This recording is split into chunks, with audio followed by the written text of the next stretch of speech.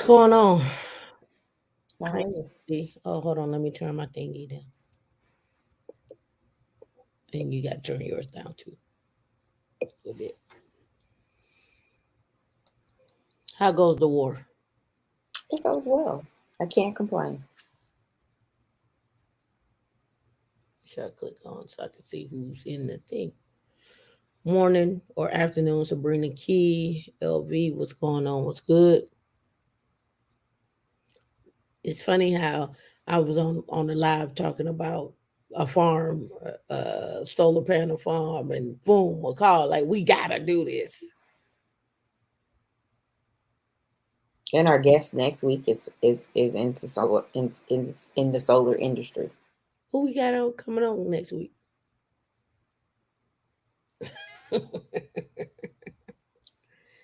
Hanging with Courtney. How you doing? Yep. You never know.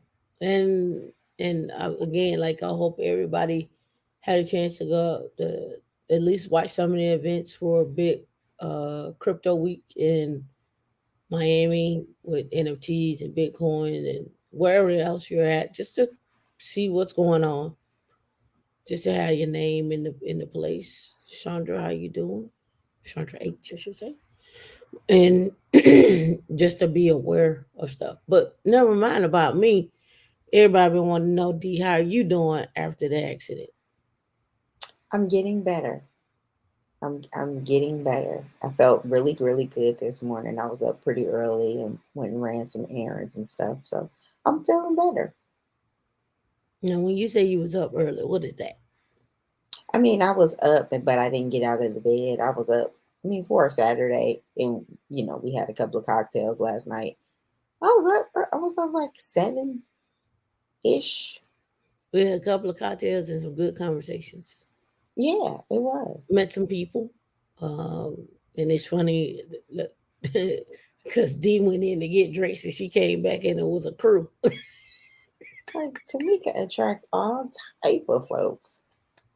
It's like she didn't put out our seats. What happened?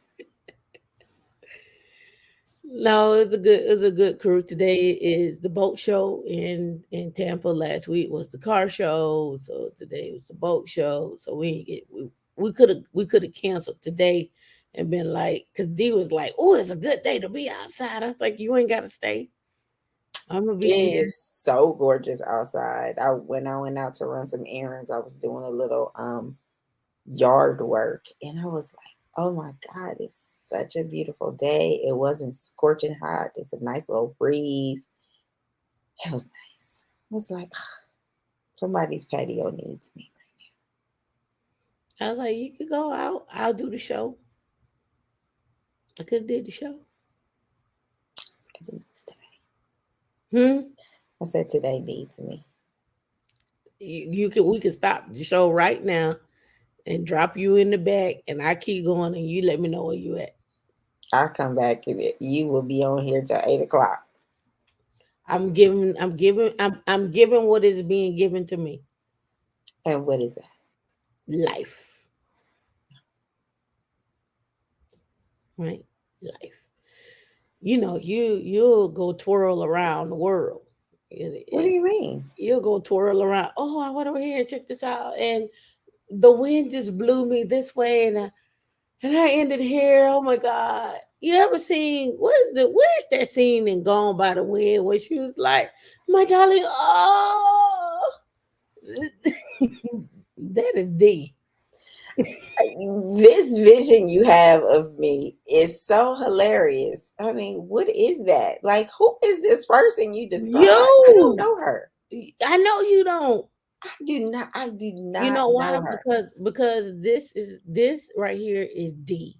The other person deactivates D, so you would not have any recollection of this person.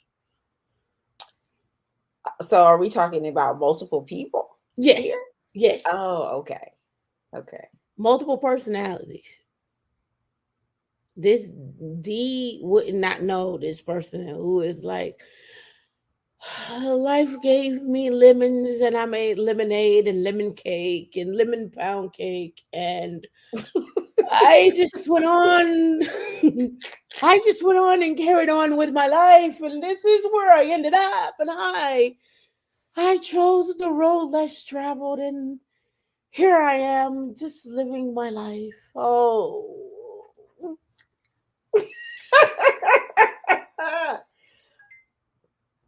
I swear, you say I'm extra. You are extra. This is amazing. I still don't know who this person is.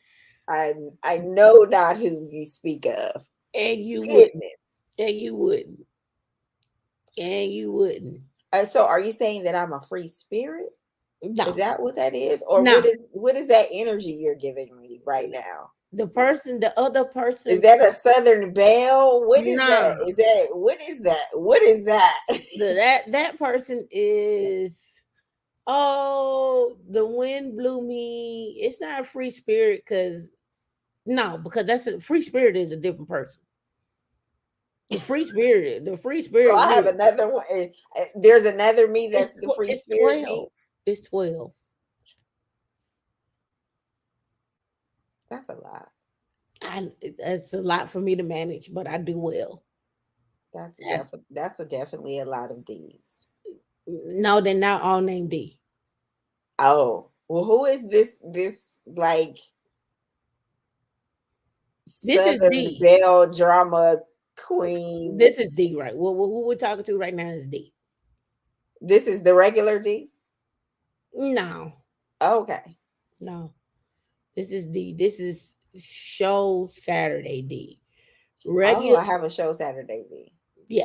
And then regular D will come out um during like if we're watching a TV show.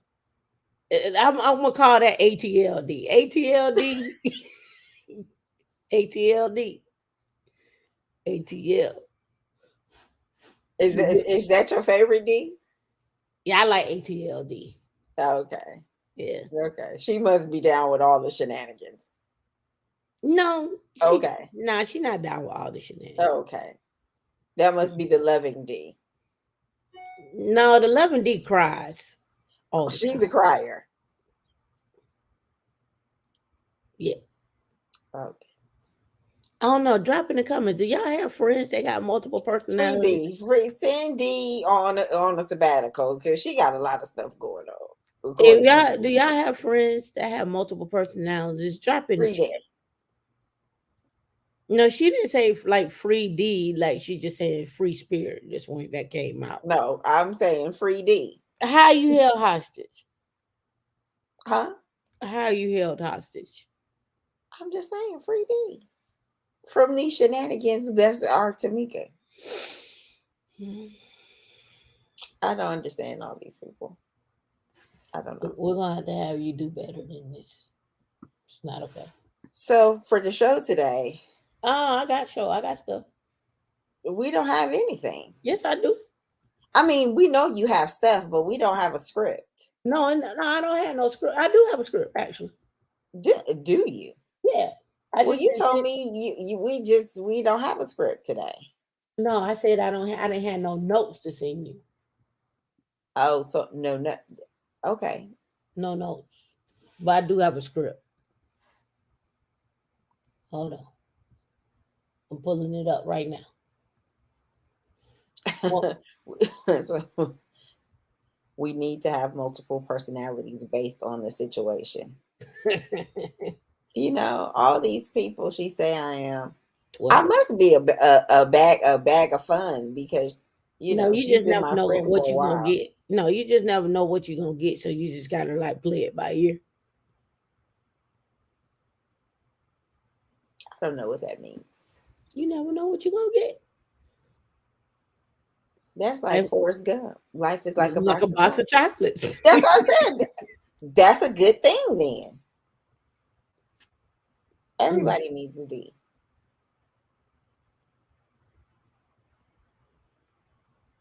This is what you have to do. I do all my friends the same way. Blink twice if you're in there. Right. So you can see. All right. So you ready? What you got? We had a 60th episode last show, and I was trying to get you to mention it, and You know, we were No, 60 episodes in, my G. you didn't say anything to me about it. I had it across the screen and everything. Oh, I ain't see that Yeah, that's how I know you just beat because I don't have this screen up. I may be looking at the screen over them here. together. Yeah. I'll be having this screen up. All right, cool. All right, you ready? When you are, my G. All right, welcome to Women in Linux. I'm Tam, and the other person I believe is D to the left of me. I believe that's D. Not sure. We'll find out as the show continues. You can find us on social media at Women in Linux everywhere. You can also find us on Clubhouse at Women in Linux as well. You can connect with us on Slack by dropping your email address in here. So if you hit connect, then drop your email address in. You will need the Slack app, and then you can come and be a part of the posts. Get a lot of posts in our Slack. All right. And also, if you would like, I don't know, when you gonna change the shop? Are you gonna change the shop so people could buy stuff? Or you just gonna leave this 5 year? I haven't changed in the shop. I just have to find out what I want to change it to. But I'm changing the whole website. So Okay. All right. So if you want to donate with us, you can donate with your time or money. This is if you hit donate, you can come here and enter some. Like you can enter like 2,000, or you can enter. We need to set it up so you can enter some. You can put in some Dogecoin or some Ethereum or something like that. We need to set that up as well too for those that want to give. Maybe even give it an NFT or something. I don't know. Right. And also, don't forget that we do have a discount with IT Pro TV. IT Pro TV is where you can come do some training. They do have some free courses that you can hop on and check out. They have a show format for the courses. They walk you through. They also have a lab set up where you can practice labs. You can take practice exams as well too. So don't be afraid to get on there. They actually launched a Women in Tech for IT Pro TV as well too. So again, D has the promo code shown on the screen, Women in Linux. So sign up. I think you get 30% off. I like IT Pro TV. I played with some of their stuff for myself. I use multiple platforms because I always get different perspectives of how people teach and how they cover information and what they give access to as well. So another caveat is like if you want to be a trainer on some of these platforms, I also say that you should reach out as well too, right? Where you can be a trainer on the platform. So and don't forget our calendar is open for our one-on-ones. So for those that need some individual assistance, go ahead and sign up to Calendly and get on the calendar for a one-on-one session or career counseling, resume review. If you just want to chat, we're here. all right, cool. All right, so let's talk about jobs. All right, so I've had several people reach out to me. Now this is with Hashi. They're looking for a senior manager developer relations. And I told you this show is going to be a little technical, a little get into your career, get into the jobs and so forth, um, and how to gain these skills, right? So we talk about where to invest your money. You go on to get your $200,000 job. Now you need to take your $200,000 job and invest it. So we talked about that on the first show, but now we need to talk about the skills you need to have to get that $200,000 job or whatever you want to start out with. Let me not be the Debbie Downer, or let me be the Debbie Downer and say, maybe you don't want the $200,000 job, you want the $20,000 job, and then work your way up in 5 to 6 to 10 years, right? Right. Being sarcastic, but I'll just say maybe that. Don't let me step on your stuff. Yeah, Rain on all of your parade. yeah. A Queen Lee is it is Women in Linux if you follow it. I haven't been live there in the last week or so because I've been busy. All right, so this was sent over. They're looking for a community manager. Back it up, a developer relations manager. Um, See, Hash's community team works directly with. Bring that up. Works directly with our wonderful community of open source software practitioners and contributors. We're seeking a manager based in Americas to manage our team of developer advocates. A developer advocate, this is another role that I talk about all the time, are primarily focused on outbound content covering workflows to solve real world problems. We'll say, or practitioner challenges. They're a living brand of the company and are our top practitioners and community members. As their manager, you would be expected to lead developer advocates by example, inspire them to grow their careers, and help our practitioners to use our tools. For more information on an approach to being a developer, to doing developer advocacy, check out the blog. One prime example of a um, developer advocate would be Kelsey Hightower. We've had him on the show. Another one at one point in time would have been Brian Lyles. Same way with what's his name, Vladimir Vivian, and the same way with Steve Buchanan. Right, those would be similar, not necessarily directly developer advocates, but advocates for the technology and what they're working on and what they're doing and putting it out there, right? But getting paid to do it. In this role, you're going to recruit, hire, develop, retain developer advocates based in the Americas, collaborate to define practitioner content strategy, work with several teams to improve our tools for practitioners, work to automate key processes and workflows, and share our approach to community and advocacy. A little bit more information about it, right? I actually reached out to it's Melissa who actually sent it to me. And let me say, I asked about the number of years. She said I don't have a set number of years. I imagine 5 to 10 year industry with 1 to 5 years of Terraform or another tool would be plenty. The tools they can learn with it with enough of the right background. In other words, you're gonna learn on the job. The next one is it reads as a senior manager, but for the right technical person who's been mentoring and wants to be a manager, the management experience isn't a blocker. All right. And that's it. That's really what I wanted to give you some insight on, right?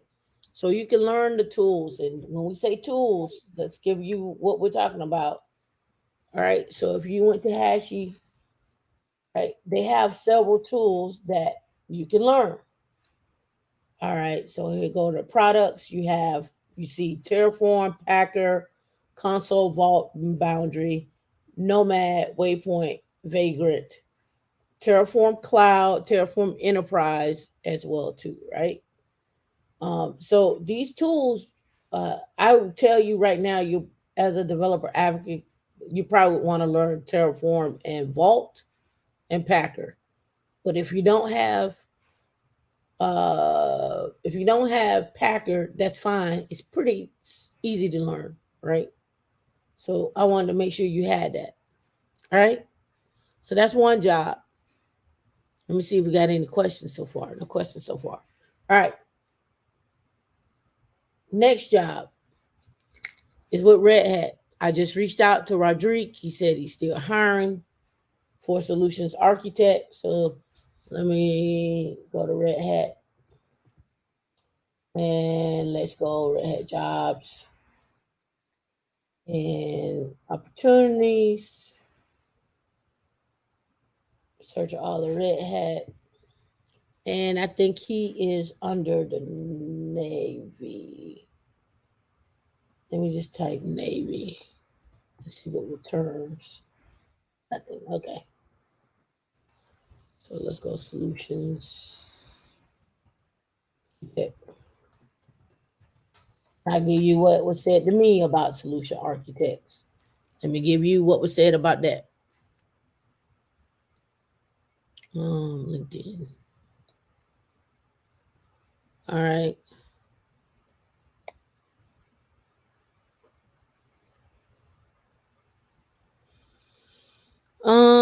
What I got? Let me see if this the right. Yeah, yeah, yeah, yeah.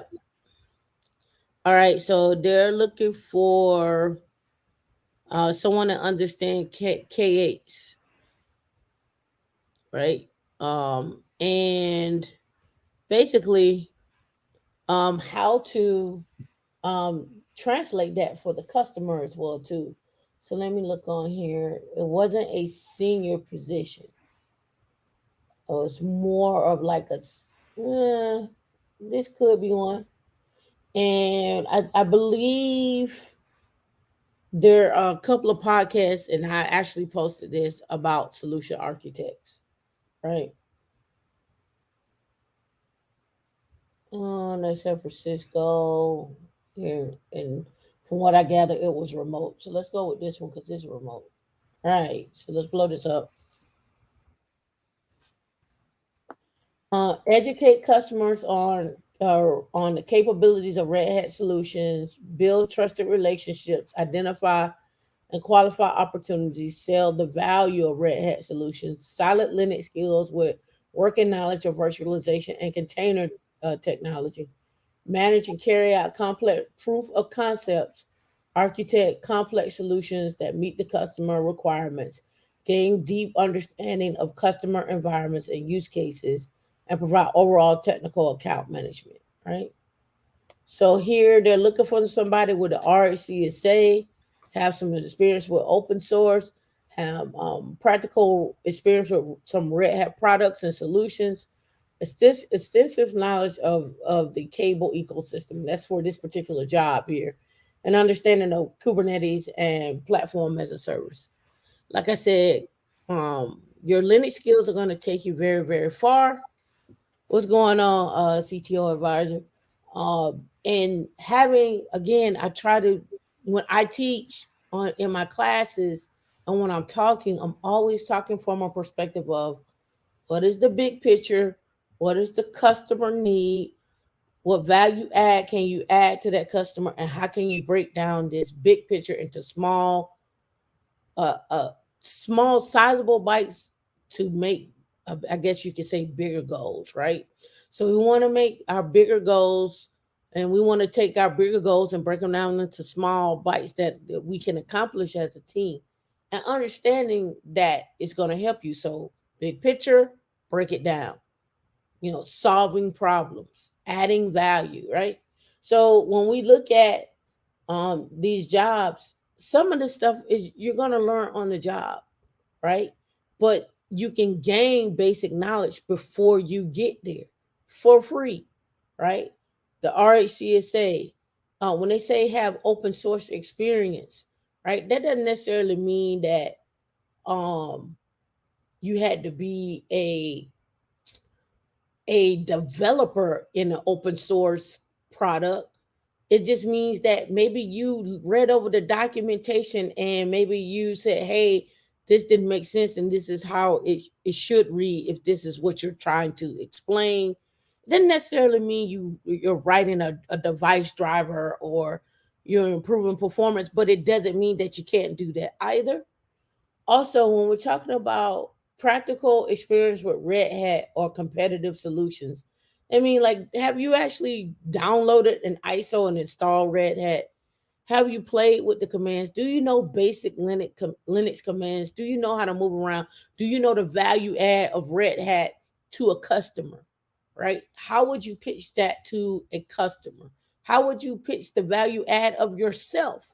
Like, come sell me on hiring you. How do you sell yourself, right? And this is very important because when you get in the interview, you're not only selling yourself as a person, you're selling yourself as a brand, as a company. And I try to tell you, you got to look at yourself as a company as you're doing this thing, as you're going down this path, because you are. Remember, I've said this before. Your intent, your skill sets are intangible assets, meaning they may not pay off right now, but they may pay off later, right? And that's what we saw when we looked up on Investopedia when we were talking about intangible assets, like the patent that you create inside a company may pay off in a company in terms of that company having value, but it also adds credibility to who you are and pays off later when you go to make a move. Well, what did you do at your last company? I created 5 patents. I did X, Y, and Z. I'm a creator. I'm able to bring that value. So naturally your stock goes up. Naturally your negotiation skill goes up, and naturally what you get offered goes up. But it only goes up if you negotiate. If you're taking the first thing that comes out that slides across the table, then you may be leaving money on the table for yourself, future gains, future investment opportunities, future things that you could be doing with that money, right? Real estate, whatever the case may be, right? You said I love that advice. I just tweeted how I interviewed for a position that required developer experience. I don't have a developer experience, and it turned out to be one of the most qualified applicants. Exactly.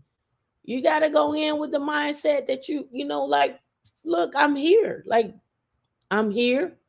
This is what it is. I know some people don't like that mindset. They feel like it's too aggressive. Well, again, we're in this position. We're in the state now um where we are looking at people to lead and take on and own products, right? Whenever you get a ticket or whenever you get something or a new product is introduced to a team, people are looking at you to own it and know every be the be the SME for that particular product and be the go-to person. And on top of that, relay that information in some type of document and also train up others so they also have that knowledge, because you want to have the ability to leave and go do what you need to do. And you say, how much do you think this role pays? As a senior solutions architect, I mean, at a minimum, I'm thinking you're gonna start at 100. I'm gonna give it anywhere from 100 to 150, applicant dependent. That's what I'm giving it.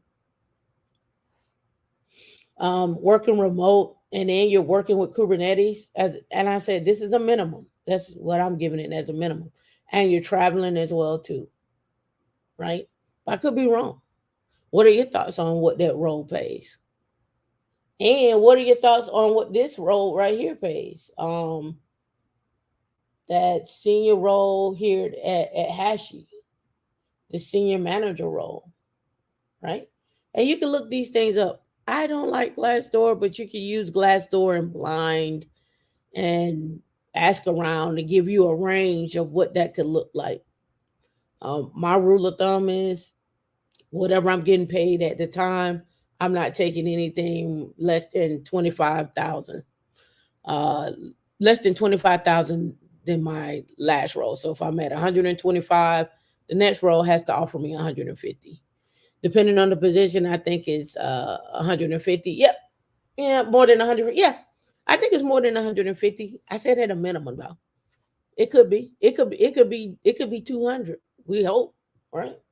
That's what we're aiming for. All right. So let me get into these. Let me go to these other positions that I have that we're hiring for. Um, Let me do this. All right. Let me cut and paste this. And this one here is in, I said this before, this is in Melbourne. Let me open up a new file here. I will bring this over. Um, there we go. And let's select and let's make this bigger there. And let's bring this over. Okay. All right. Let me see what it looks like on the screen for you. A little bigger. All right. Cool. All right. Um, we got three positions for this right here. You will need a clearance for this, right? At VMware, yeah, 225. So yeah, 200. Yep, RSUs. Yep, I've seen higher than that. I've seen higher than that. I don't know if Ashley is gonna pay 300. I don't know. They might. Hold on, I just got a message. Let me see. Let me see if Melissa is willing to come on board today. Let me see. I hop on the show real quick. Oops. I don't want to stop sharing. I just want to sing it. Let me hide that. I am talking about it now. Let me get a show invite real quick. Oh yeah, invite. Copy the clipboard. And let's see if she is willing to hop on. Okay. All right. Yeah, they do have to compete for the same talent. Yeah. Hey, I'm gonna keep my mouth closed. 225 was on target earnings. Yep. And then there's also your sign-on bonus and if I'm not mistaken, pays a bonus. So the bonus may be um I think 12% or 15% of your salary. And I think that's paid out quarterly. Right? So that's an added feature.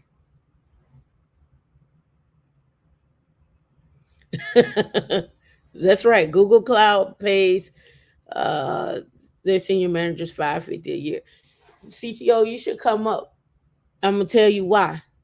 Because people they laugh at me when I talk about $200,000 as a minimum of salaries that we need to be going after, and as a minimum of why. And the minimum I have, the reason why I had a 200 is so that we can have we can start making more accredited investors.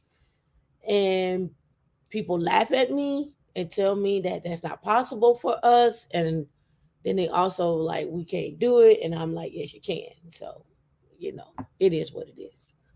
So I can give y'all numbers of $40,000 and $50,000 if you want to work for the next 6 or 7 years trying to get to 100, or I could tell you what skills you need and you can do that. Yep, yep. So this one here is hiring on the Space Coast. Apply for administration skills to support the U.S. Air Force. Work with a team. You also get an employee stock ownership plan. Um, a week in the life of a Linux administrator for this particular position. Apply advanced system operation skills and support the implementation and the maintenance of multi-user computer systems. In other words, I got a set of Linux systems that are going to be using LDAP or Kerberos or authenticate back to Windows, and you need to maintain the systems. Document complex procedures, installations, and install. You need to think automation here with Ansible, right? Perform complex Linux based issue resolution, correlation, and root cause. Do you know what the problem was? Why does this driver not work? Why did the system reboot? Why did the system crash? Why did the kernel not work? What is the cause of that? Document that. Let's go. Perform Linux-based proactive space and growth management, HA scalability improvements, backup strategy. Are we backing up our data? Do we have an enterprise solution, Commvault? Do we are we getting logs anywhere with syslog? What is our solution? Right? Excuse me. P to V, physical to virtual. How do I take this physical device turn into a virtual? When we're talking about Linux, we're probably talking about VMware or KVM, right? Those probably are the main two that you're probably gonna work with, right? Um, it's D said the doc's too little. Hold on, and I'll make it widescreen. I hope that's big enough, right? Right. Let's see, document. All right. Manage Red Hat 6 and 7 system. Red Hat 8.6 is in beta right now. So they're managing older systems that are out of compliance according to Red Hat, probably got an extension. But also we're talking about stuff that has um also we're talking about stuff that has they have to maintain, right? All right, provide technical guidance to cyber support squadron. Other words, can you make the system secure? Can you follow these compliance rules that we need to follow? Build and install complex systems with Red Hat Satellite Server. You can download the Red Hat Satellite Server, and then as a tech preview, and then go and do it from and then play around with it and understand the install from there. All right. What they want you to have a clearance eligible for a TS with an SCI for those that out there that have a clearance. 5 to 7 years of experience maintaining smooth operation Linux systems. In other words, 5 to 7 years of Linux experience. You will need to get a Security Plus. That's just what it is. They have experience with Linux and Active Directory and Ansible. Like I said, I could just read that and know what it is. And then here they were like, these are desired, but you don't have to have them, right? Perl scripting, Bash, Red Hat, RCE, and then some Salaries, but you figure that out when you get there, right? So, and it's three positions that we're looking to hire for this one, right? Three positions that we're looking to hire for this one. And I do believe they're paying for relocation and is in Melbourne on the Space Coast. All right. So that's that one. Let me see how I can get out. Super large mode, taking up all my screen. Right. Let me see if she wanted to come up. I sent it to her. She might come up. I don't know. All right. So now let me get back to the comments. Yep. Uh, yep. Begin your plan with it. Work backwards. Yeah, Linux is where you. I say start with Linux and cloud. Some people go straight to cloud, and then they get in there, and then people start designing stuff for it with Linux in mind, with Linux and Windows, or they're trying to do just all Linux based, and then they got to get in there and figure it out, and then they got to get on command line and get lost. So it's both for me, Linux and cloud. They go hand in hand to me, um, and then go from there. Um, yeah, come on and jump on. Um, we put the link inside the chat. CTO advisor, it's inside the chat. So if you want to hop on, no problem. So there's 3 jobs for that one I just showed you. There's 2 jobs for Red Hat and 1 job for um there are other jobs at Hashi, but this is the 1 job that we covered on the show. So 3, 2, 1. So there's 6 jobs, there's 6 openings right there that I know for a fact pay a minimum of 100,000 at a minimum. What's going on, man? Hey, what's on? What's going on? Thanks for having me on, man. You You out here just spitting fire, huh? all day, every day. I love the information. I can't believe that. You know what? It's funny. Yeah, I can't believe folks are not believing you about the salaries that are out here and this skill. It is. You know what we do ain't brain surgery. It ain't exactly easy either. But man, No. oh man, do they pay for it? Yep. They pay And good then money for it. not only that, not only are we not believing this, we get questions. You go back and look at some of our lives of people be like, are black people getting hired for these jobs? Black folks. Not only are black folks getting hired for these jobs, black folks are out here putting other black folks on. Like that Google example that I gave, making 550 an hour. I mean 550 a year, as because 550 a year is good money. Brother told me about that salary that's what he's making, and a sister put him on, and he put another brother on. So these are black folks are out here helping black folks. Yeah. And with that being said, like I want to instill in people, like, $100,000, great, good Good starting money. in, That's that you making a good living for your family. right? But when you start moving into places like Northern Virginia, San Francisco, New That's not a York, lot of money. then I'm that, telling you, I know this from experience. I lived in the DMV area for a while in Laurel, and we tried to move into northern. So I'm going to suggest, I'm super transparent. I'll tell you all kind of numbers.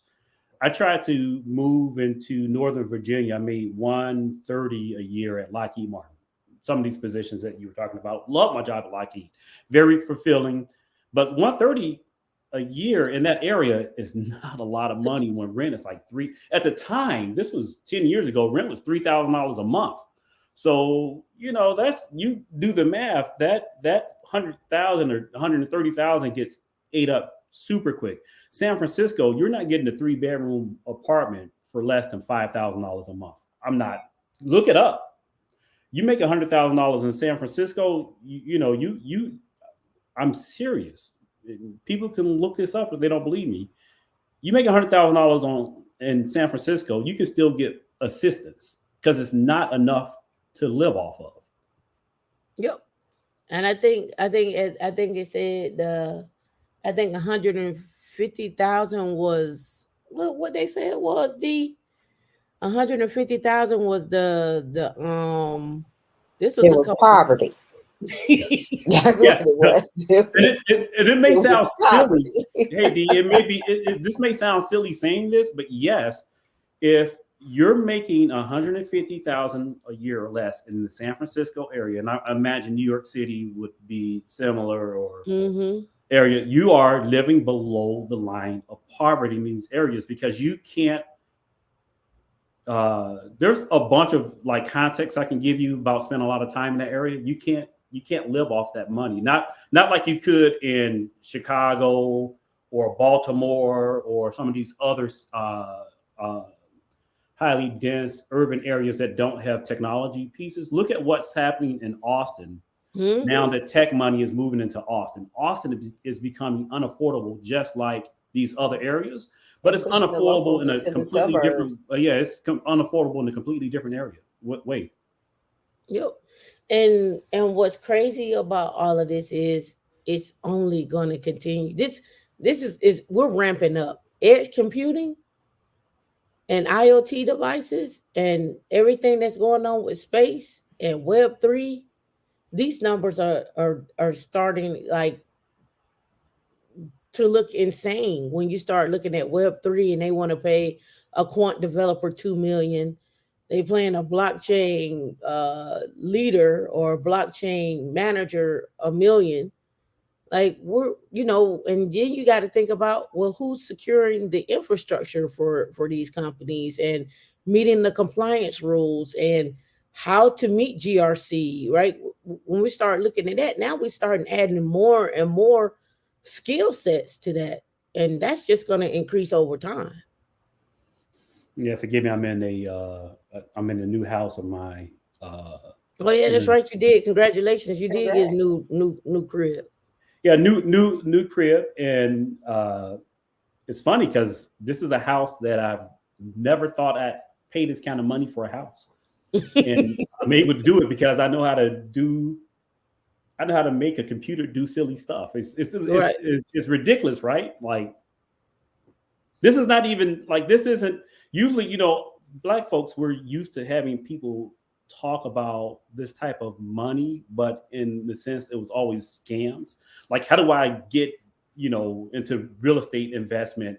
And I know you're hinting to that as kind of the next black toe, but how do I get into real estate investment with having bad credit, blah, blah, blah?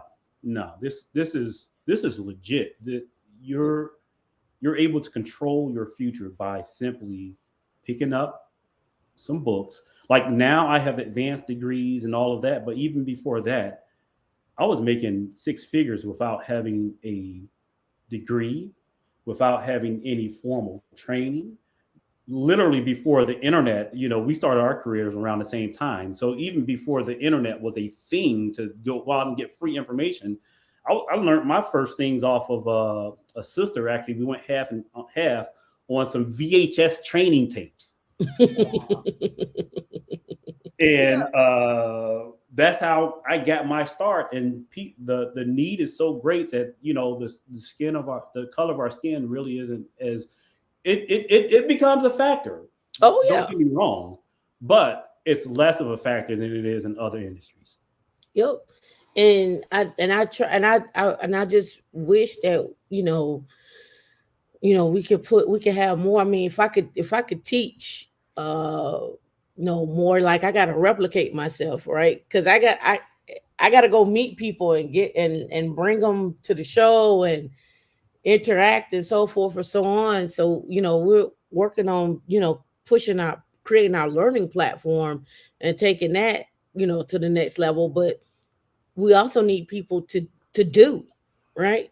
We need other people to come on and do and share their knowledge and share what they're doing and how they did it, right?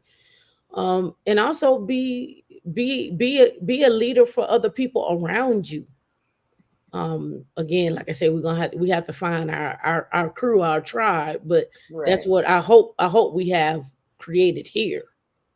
Here's our Right. crew and But our you know and our what I've tribe. noticed is that people don't think they've done enough. Like they don't think their journey is enough. Mm, When we do one-on-one sessions and just listening to people, they don't realize that they're where they need to be and they're building off of that.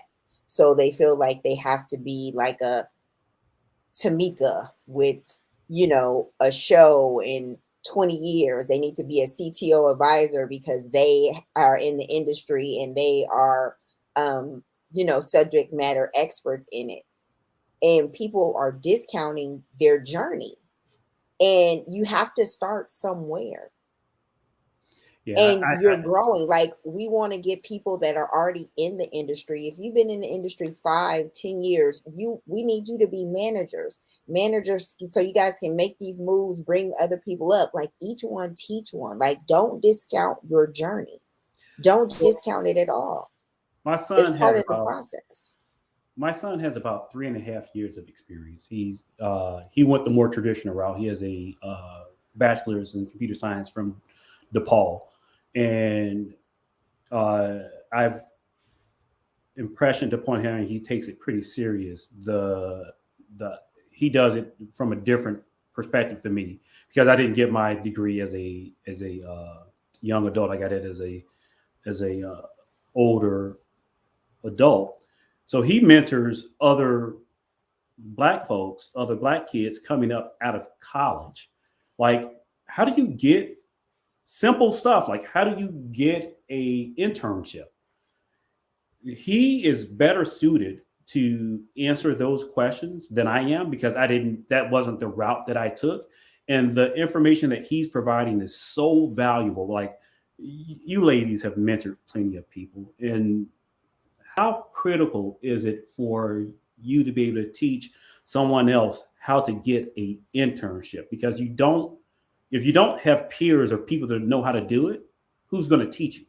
So that Mm-hmm. early career person, your voice matters. It really matters to someone struggling in school.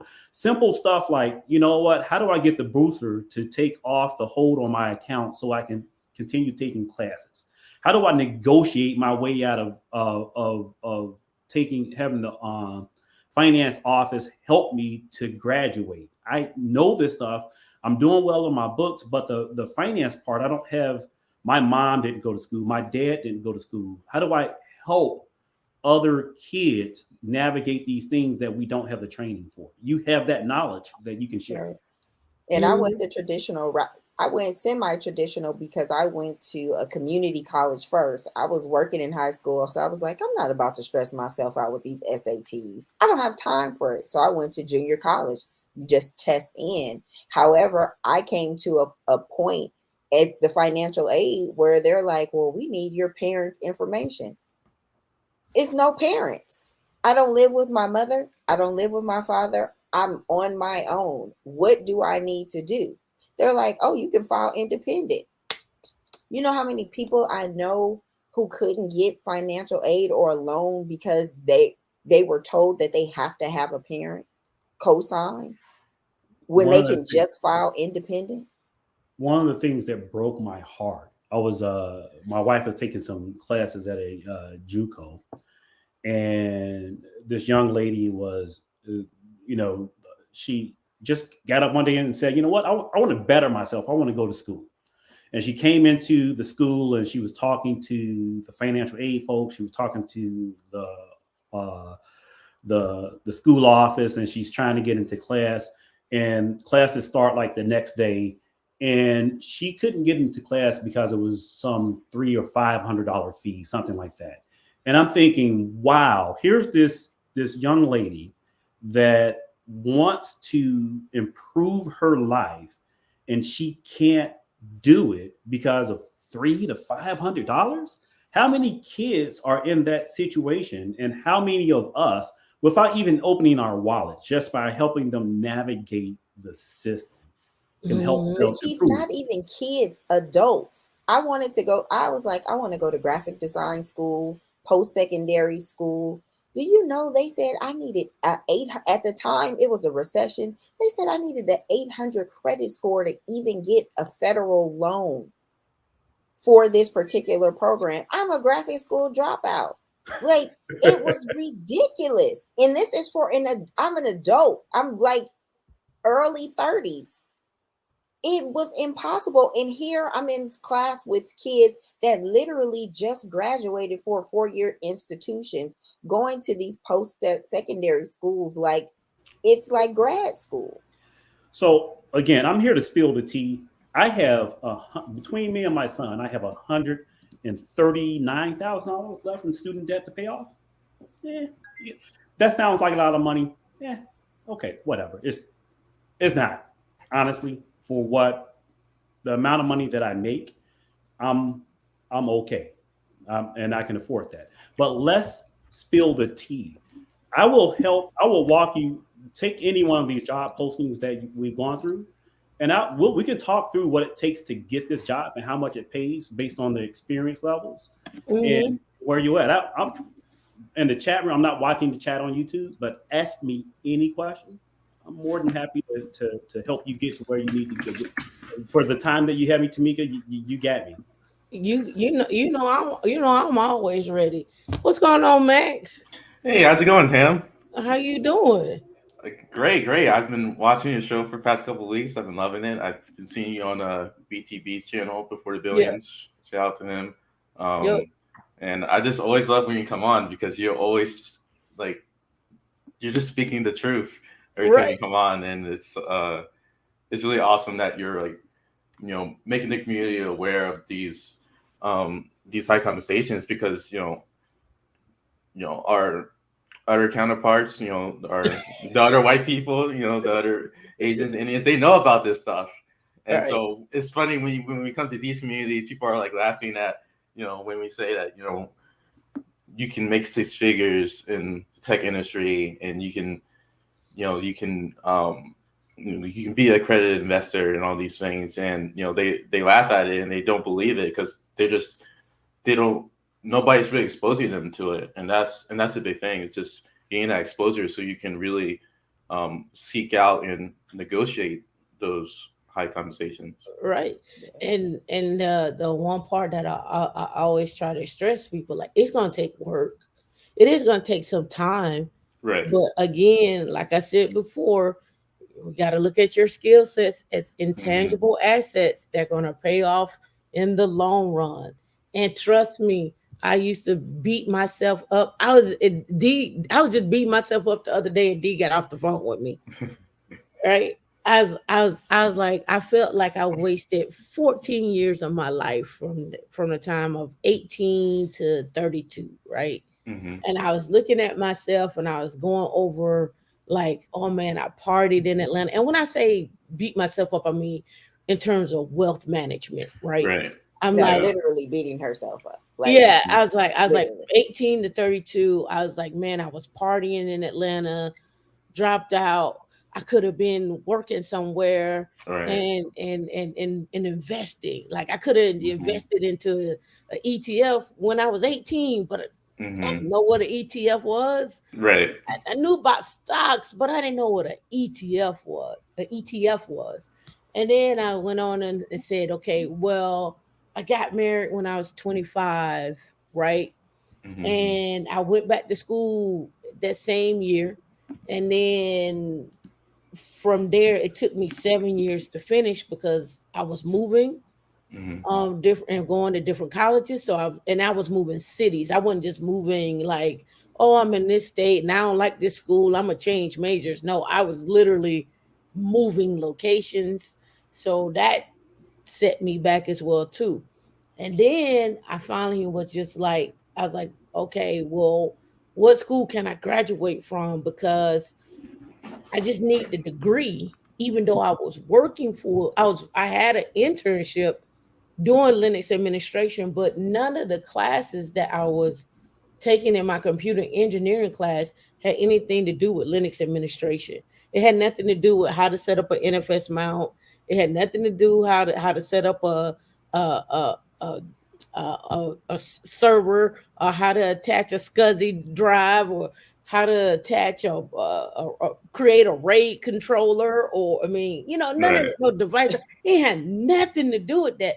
And my teachers will always be like, "You're gonna need all this stuff when you graduate. You're gonna need to understand resistors in parallel and resistors in series, and how to design circuits and so forth and so on." And I'm like, when? Because every time I go and look online and look at jobs, they don't ask none of this.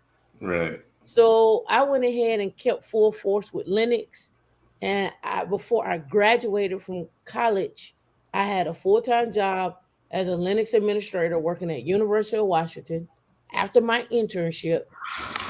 And I was making more than my professors before I graduated, because Hmm. they asked me how much I was making, and I showed them, and they was like, "You make more than me as a professor." And I was like, Hmm. "But you keep telling me I need to learn this stuff over here," and I was like, "I'm just not seeing it." And every time I go, I looked at senior positions, and I didn't see it. So then, by the time I graduated, I was like, okay, I graduated. I got the paper now because y'all keep telling me I need this paper. Right. I got this paper and I got experience. Oh, and by the way, I was the actual lead in that position as well too, and also ran computer departments Hmm. and picked out hardware and picked out software and attended conferences. So I had all of that by the time I graduated. So now when you tell me that I need to be X, Y, and Z, I'm like, I already did that. So Right. now you gotta pay me for it. Yeah, you gotta pay me for my Exactly. pain and suffering. So so I was beating myself up about it because I was like, imagine if I had had that information while I was 18 Hmm. in college and had an alternative not to give up on myself. When I say that, I'm saying it from a perspective of normally when we're in college, we usually go work for the retailers. We usually go work for the Krogers, the Targets, on the school campus. But imagine had if you took a cloud class, or if you took a class in Linux and you were able to do an internship with a Red Hat or an IBM, and not have to wait to Right. your junior or your senior year. Maybe you get your internship as a freshman, because there Yeah. are some people that give internships as a freshman. Imagine Right. the leg up and the vision you would have versus the vision that you had to wait 5 or 6 years before you graduate to even start to see that vision. So now I'm just giving the information that the vision is out there now. Now, what are you going to do with it? And here's what we're going to tell you that you can do with it. And here's where the jobs are at. And here's how much they're paying. Stop letting people tell you you got to take a job at $45,000 to be at the help desk for 5 years. You can Hmm. do it, sure. But I'm trying to tell you there are other opportunities that's going to get you there a lot quicker and a lot faster, especially when we start talking about men and women who have families and mouths to feed.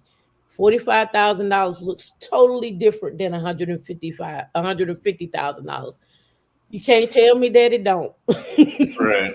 It gets into that thing like, why not you? Like, why? Like, Hmm. I loathe when people say they not paying black people that. Like, what? Can you please leave? Like, I don't even want Yeah. that energy in the room. Like, don't no, I don't even want the energy in the room, because it's just like, why not you? Like, now that's a deeper issue. Hmm. It is. I That think. that's a deeper issue when you feel like you are not worth that, Yep.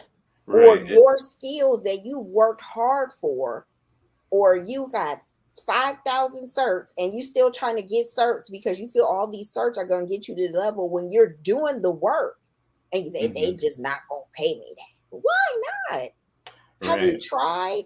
Well, we're here to give you some alternatives. What have you been doing? Have you done anything? Have you submitted some other resumes, or you like your job and you're cool and you're comfortable in this particular position? Like, let's start breaking a little bit of this stuff down, because now you're putting the energy out here that it's not obtainable for people of color when it is. And let me say black folks, because it is. Hmm. Hmm. It is. Yeah. We bring black IT professionals on this show a lot. And again, this is not black women in Linux. We just happen to be black women founders. And so this is the energy that we bring to the room. And Representation. I love that. I really love that. And that's what we need, because I feel like a big part of the reason why people don't feel like they, even deserve, those salaries is because like they don't even know anybody. Like nobody's in their space, like telling them like I feel like us as a people, we kind of need to see it to believe it. And so if we don't know anybody personally or like heard anybody, in these roles, it just seems like a fantasy to them.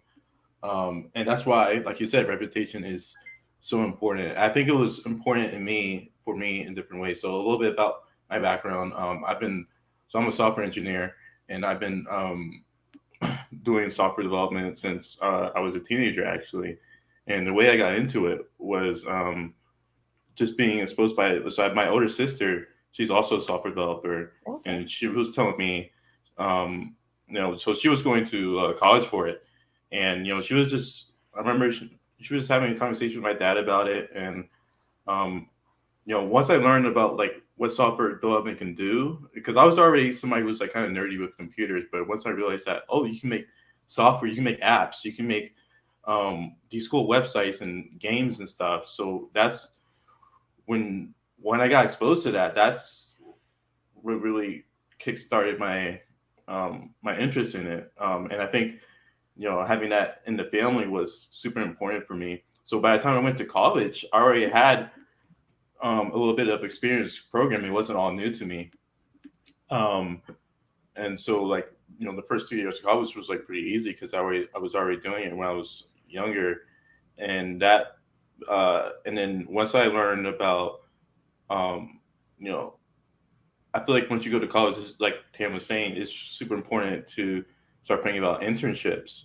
Um, Mm-hmm. and so I got my first internship when I was still a sophomore at Northrop Grumman. Mm-hmm. Picked me up as a sophomore intern. So I was working there for like a year, Did it and get you a then clearance? I did not get my clearance with them. I was working Okay. on like internal like business Okay. stuff.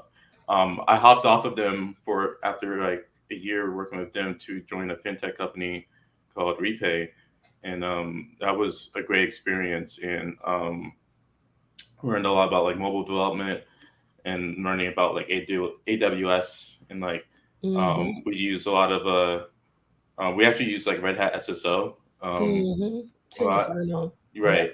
So that was so that was great. So because I was an intern, and then um, my manager, he was so impressed, with the work I was outputting. He put in the work for me to go full time while I was still getting my degree, and that was huge for Yep. me because you know because where I was at my last job, they were telling me, "Oh, I'm sorry, you don't need your bachelor's before we can even think about paying you Mm-hmm. full time." And some of them will do that. Some Right. jobs will like, oh, you need your bachelor's before we can Hmm. hire you.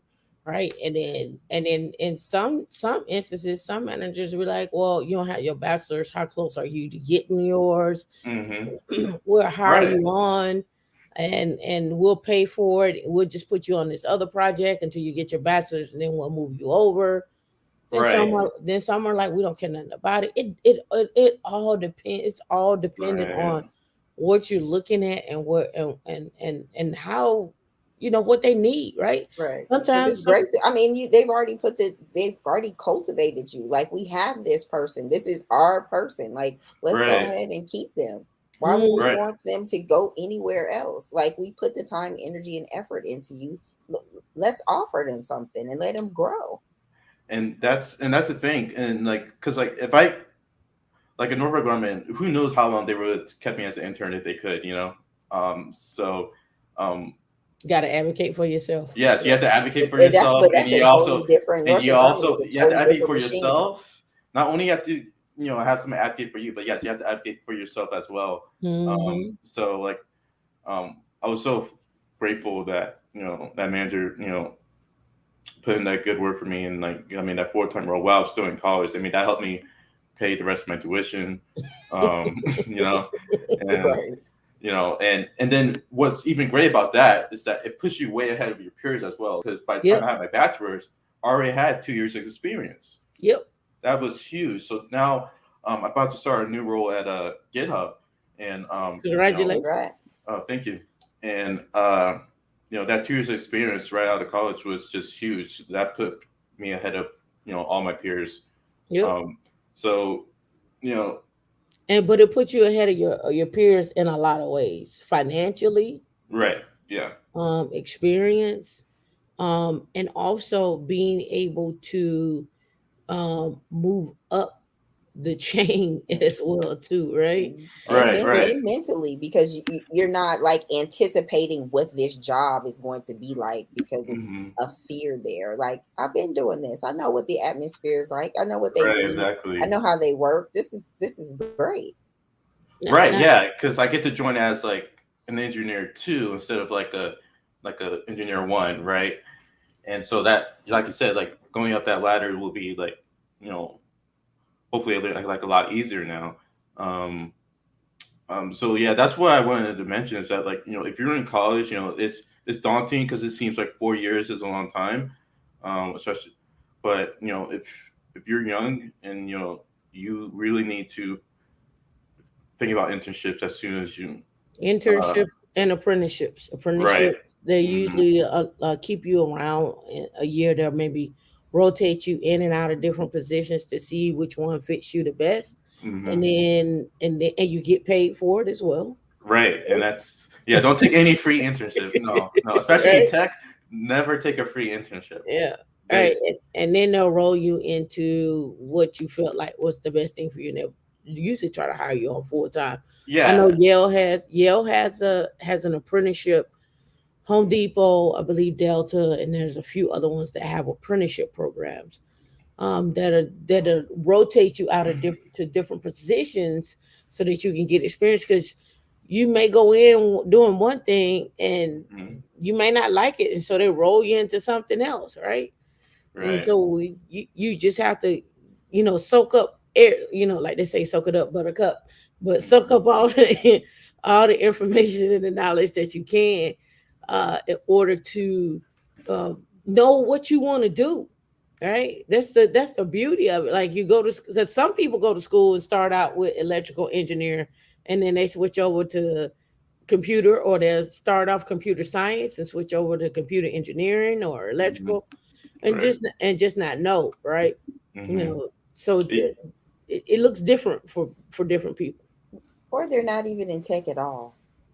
Cool. They have no technical degree. True. right. Yeah. I Someone said, mean, And it's just something that they found themselves loving. Like, oh man, I'm yeah, just someone tinkering said, I here know on the someone who side, got, or I'm just digging in, learning this stuff. And you know what? I like it. I like it a lot. yeah, mhm. somebody said, I know someone who got hired part-time after a summer internship, even though they had six more months to graduation, full-time after graduation. Yep. Yeah. Yeah, it happens all the time. But again, and you got to remember, it don't always have to be you are in a 4-year college to do this. You could be in a 2-year college, and Mhm. some of those schools will recruit from 2-year colleges to get you hired on. Remember, sometimes it's the experience that you're looking for to gain, to understand how to maneuver, how the company works, what they offer, who can you link up with at the company, who's what kind of free training do they have, Mhm. and it's all about the relationships and going from there. So we got to keep that in And mind. I also want to not discourage our older students that feel like, oh, these internships are only for young people that are in college. We have Oh all yeah. different Mhm. types of scholarship opportunities that we post in Slack: scholarships, grants, internships, apprenticeships, people that are re-entering the workforce, people that are what are they're not getting paid what they're worth, so they're reskilling. There's all type of programs in there in that Slack channel. So don't think that because you're not 18 to 25 that you can't get an internship. Yep. Mhm. And Yep. I, But oh Or yeah, I just want even to. LV, trust me, we in our 40s and we still get grants and i'm scholarships to i'm do things. 25. You what? I'm 25. You might just want to go out the screen, Max, on this one because the lightning that's gonna go. She's 25 at heart. I believe that. That's Like right, she'll man. run circles around you, but okay. Well, you was getting ready to say something, Max.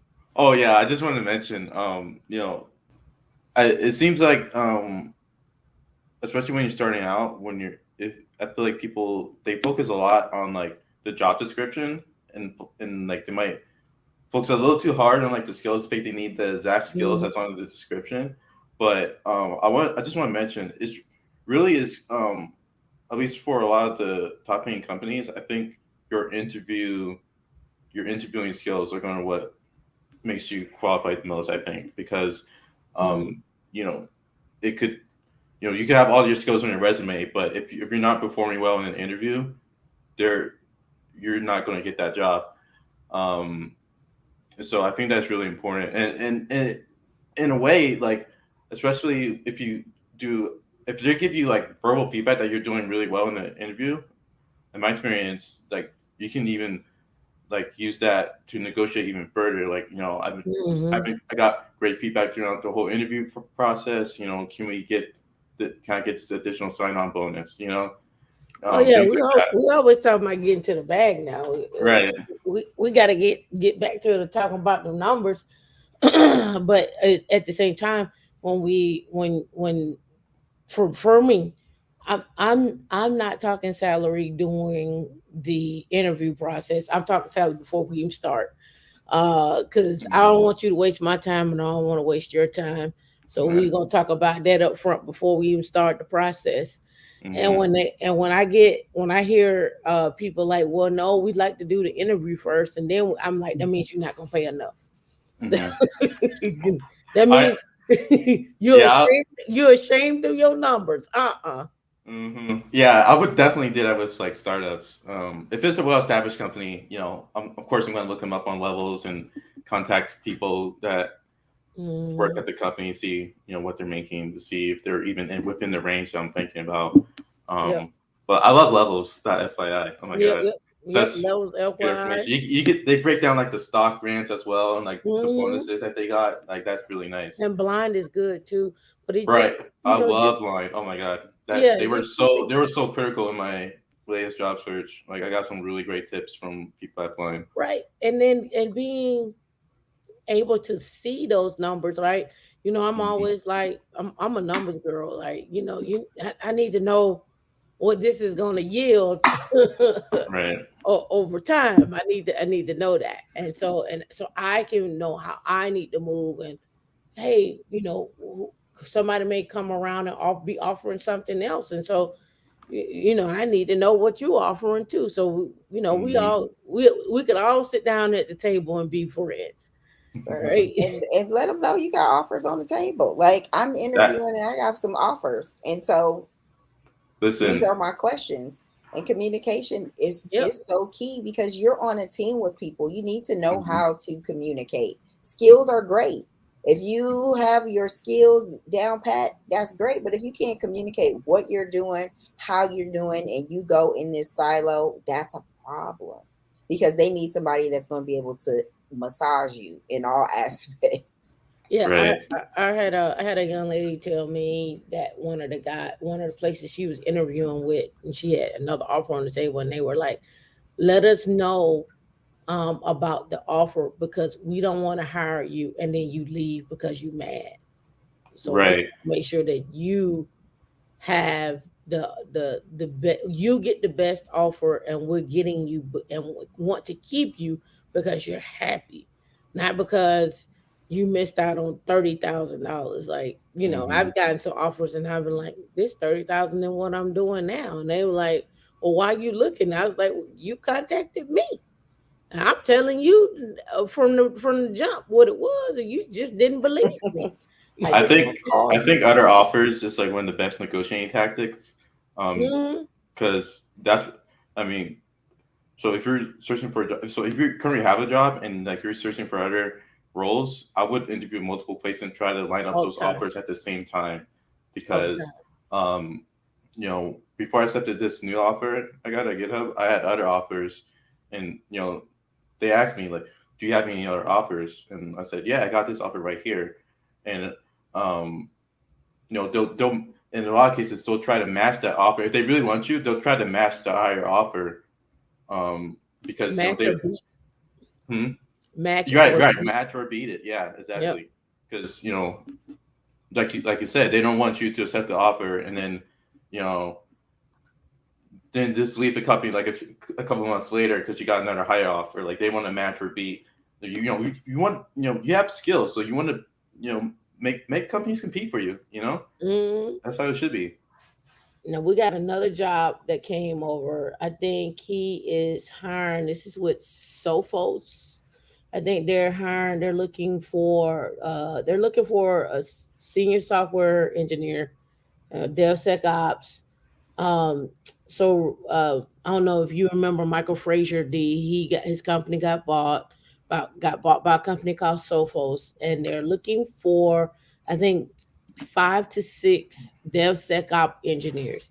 So let me blow this up. They are offering. I think they are offering some 401k and some stock options as well too. Again, Kubernetes clusters, configurations, upgrades, monitor production system, orchestrate software releases, build and maintain quality assurance, work closely with software engineers, 5 years of experience or equivalent, understanding web technologies, including HTTP and TCP/IP stack, strong communication, public cloud APIs. They deal with everything from AWS cloud formation, uh, Azure or ARM releases, as well as Google Cloud as well. Chef, Puppet, Salt Stack, PowerShell, Cat Pro, Open Policy Agent. They deal with everything, and I think I've showed you Refact R before. It's more of a drop and drag feature. Let's see if that can, yeah, if I can bring that up. Let me see if they got a quick clip of it. He's been talking a lot lately. He usually ain't been talking as much. Let me see if we got a. No, I don't think we have. Let me see if this one right here is a tool of it. It's only 10 minutes. Let me look. Let's see here. No, I may have to go to their site. Let me go here. What's going on, CTO advisor? See you down there. Come on up so we can get into these numbers. Sorry about that. I had to got to still make my money. So We're so not mad. You think we're gonna stop that? No. As soon as you got on the phone, I said, that's going to drop him down so he can handle whatever importantness that is right there. yeah, I have. So pretty cool thing. I've run I built a actual mock data center in a colo in Chicago, and Right. something that my business owns. There's no users on it or anything like that. It's what I sell to vendors. So when Google Cloud says, "Hey, our thing does this, and you can do it on prem," I said, "Well, pay me some money, an undisclosed amount, and I'll test it in my real live environment, and we'll do it." So that's one of the things we're doing this weekend. So I have an engineer at the data center doing the thing. He had some questions, so I had to answer his questions. He drove up from Springfield, so I didn't want to ignore him. Gotcha. The just throw some numbers out there. Since we're about to go in numbers, I paid $60,000 in rent a year for the data center, just Okay. for the data center, not for the equipment. Not the equipment. Just the colo was $60,000 a year. So Right. there's good money out here. Right. So let's talk about numbers or whatever. What did I miss? What so numbers? So ethical grade. That's my one line sentence that I ask all recruiters. What is the interview process and what is the salary range? And then they'll come back and say, well, what do you want to be at? And I say, no, what is the interview process and what is the salary range? You're contacting me about a job, you have a range. What is it? If they can't give you that, then you just like you move on. But you have to be confident. You got to have skill sets. You may already be employed to do that Because now. that's super hard though, right? Right. Like everyone, it's like super hard. Like if let's say that is let's say that it's Meta, a recruiter from Meta. Now a recruiter from Meta wouldn't do this; they just give you the range. But let's do a hypothetical. And it was a recruiter from Meta. They were like, "Man, this can make it break my career right here. This is the move." And they're unwilling to give me a salary range. Do I then still kind of walk away because this is, I got to tell you, it's not too many times that Meta is calling a brother, right? I'm walking away. I think I'm you're gonna right. tell Most you. likely you're going to get your meta in from your network. That's going to be your meta in, your in into meta. And if they are calling you and they are scouting you, they should be able to have that type of conversation with you if they're calling you. And I hear what you're saying because some people are like, this matter, this is Google. I'm not walking away. And I heard Google is paying. But what they don't realize is them 5 to 6, 7 interviews that they're going through and the time that they're spending, maybe with a take home to end up at the end of that where they're saying, okay, well, we're gonna pay you a base of 150, we're gonna give you a signing bonus of 50,000, and we're gonna give you 75,000 in RSUs that's gonna vest over 4 years. So Maybe sound good, maybe not sound good, depending on the person. depends on the person. And you mentioned Google. I know a lot of people went through the whole interview process with Google, and I think they had like 6 years of experience.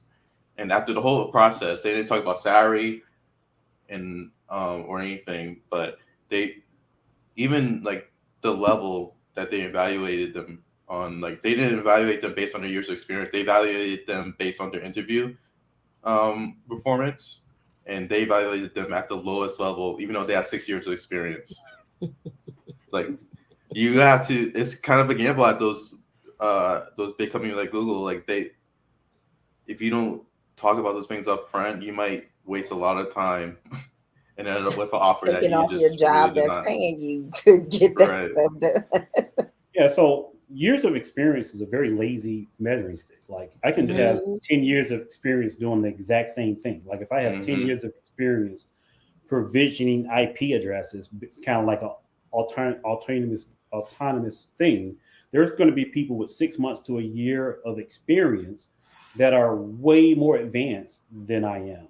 And Google and some of these companies, Google, VMware, and the importance of networking in. When we see this position, Tamika, can we bring up the position that you were looking at? Yep. So Yep. let's It's talk right here. about That's what I was let's talking talk, about. I put it in the chat too. okay, let's talk about kind of the range of how we can get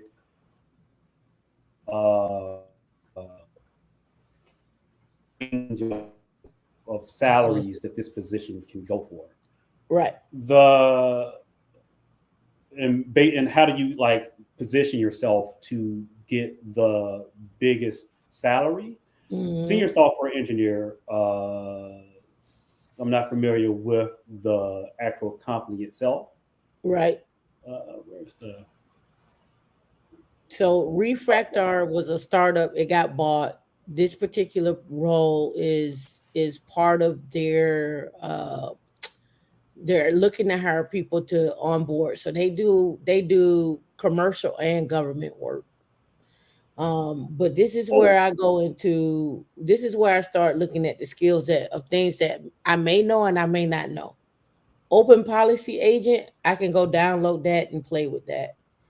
Inspect, I can play with that. Open scalp, I can play with that. Any of these things right here, I can most definitely go and play with and learn. Now, what you may not be able to do to learn overnight is any of these. Now, you make it take a week if you got some background in them, you make it do it. But if you got some bad scripting, you could probably pick your way through Python. You could probably pick your way through Rust. Not so much C plus plus and C, right? And then again, you got to remember when you're looking at these jobs, we're not looking at you to have 100% of all these skills. What I've seen is people apply and they only got 30%. I have seen yeah. people. So and if you've never done this for a living, it's hard to have context. Like how do you apply for a job that asks for so much and you have so few of the skill?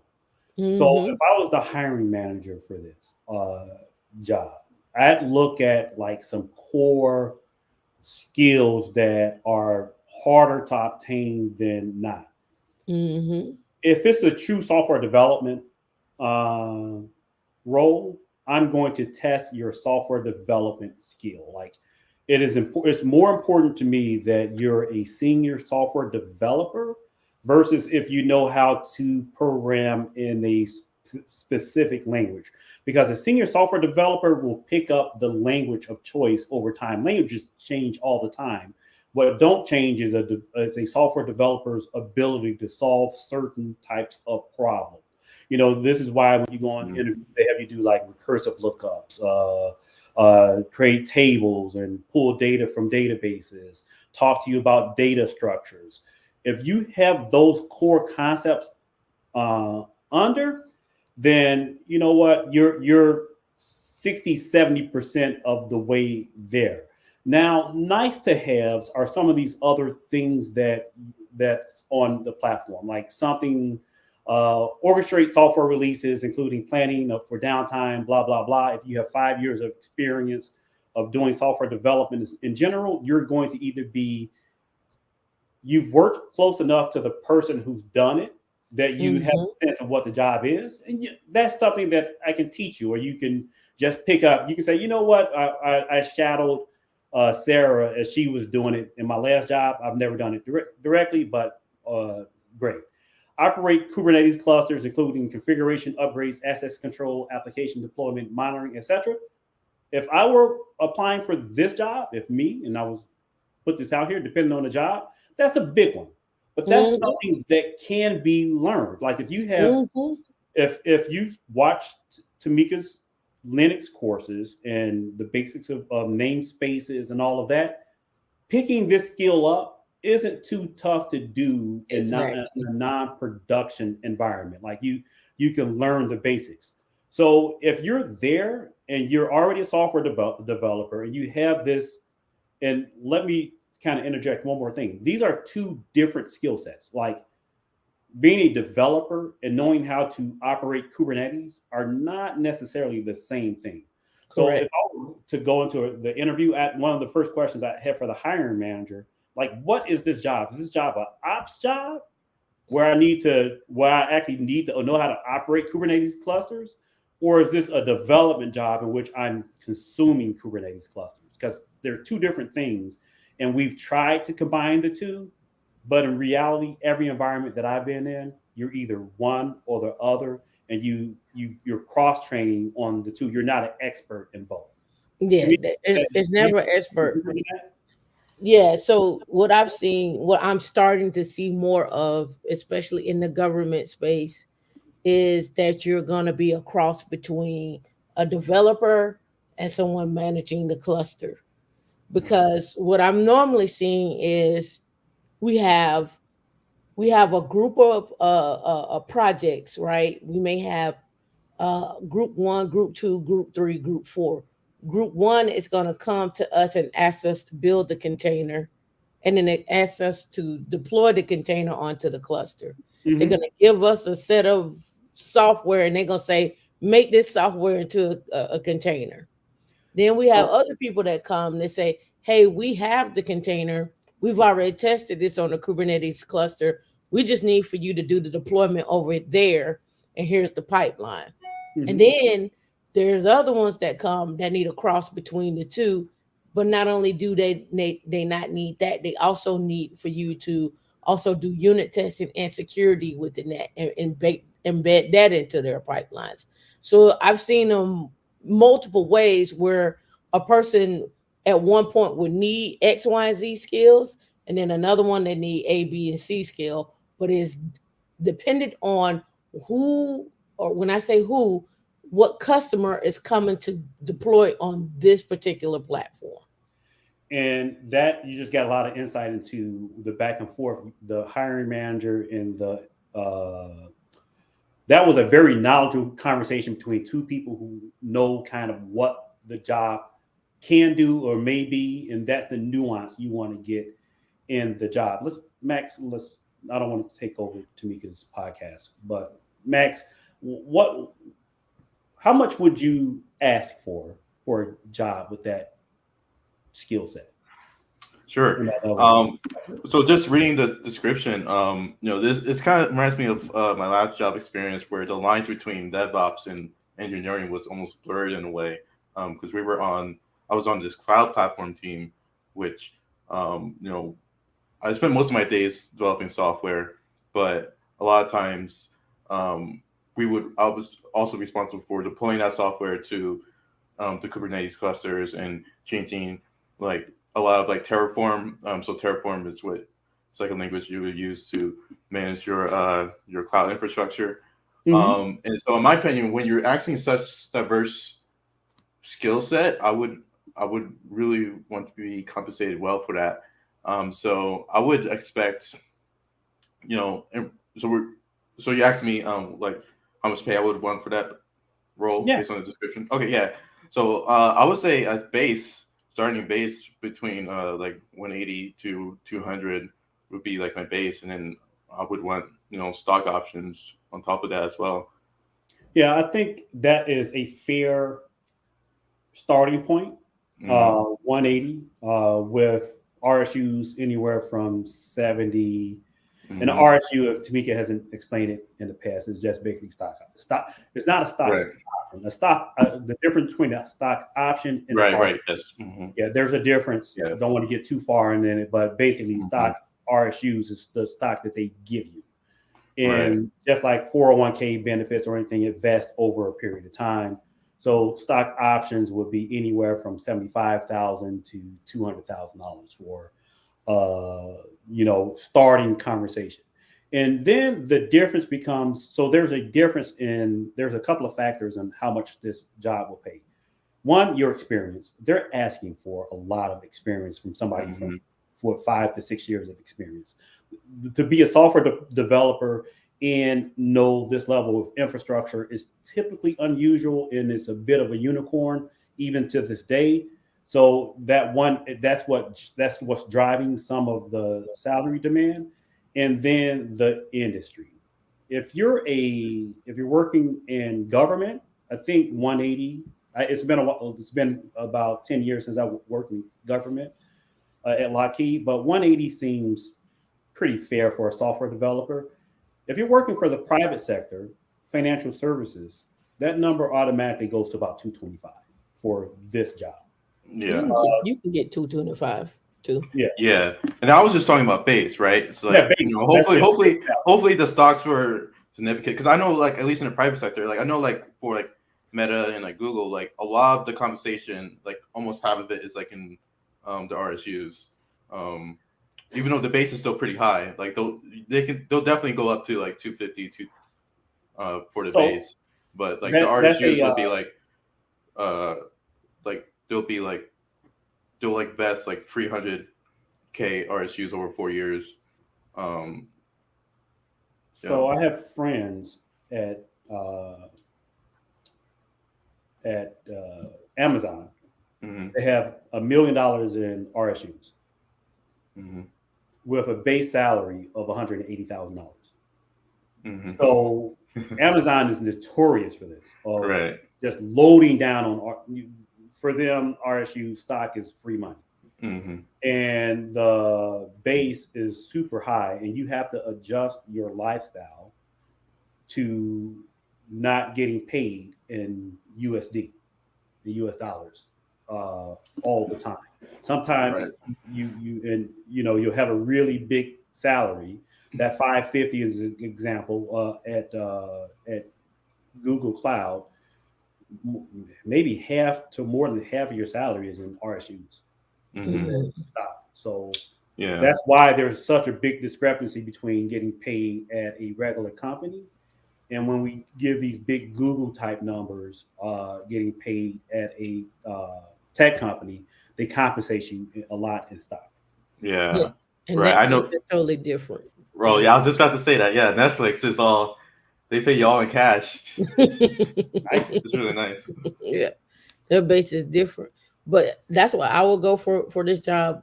Me personally, I would do nothing less than 200 on that job, Hmm. just because of what's needed.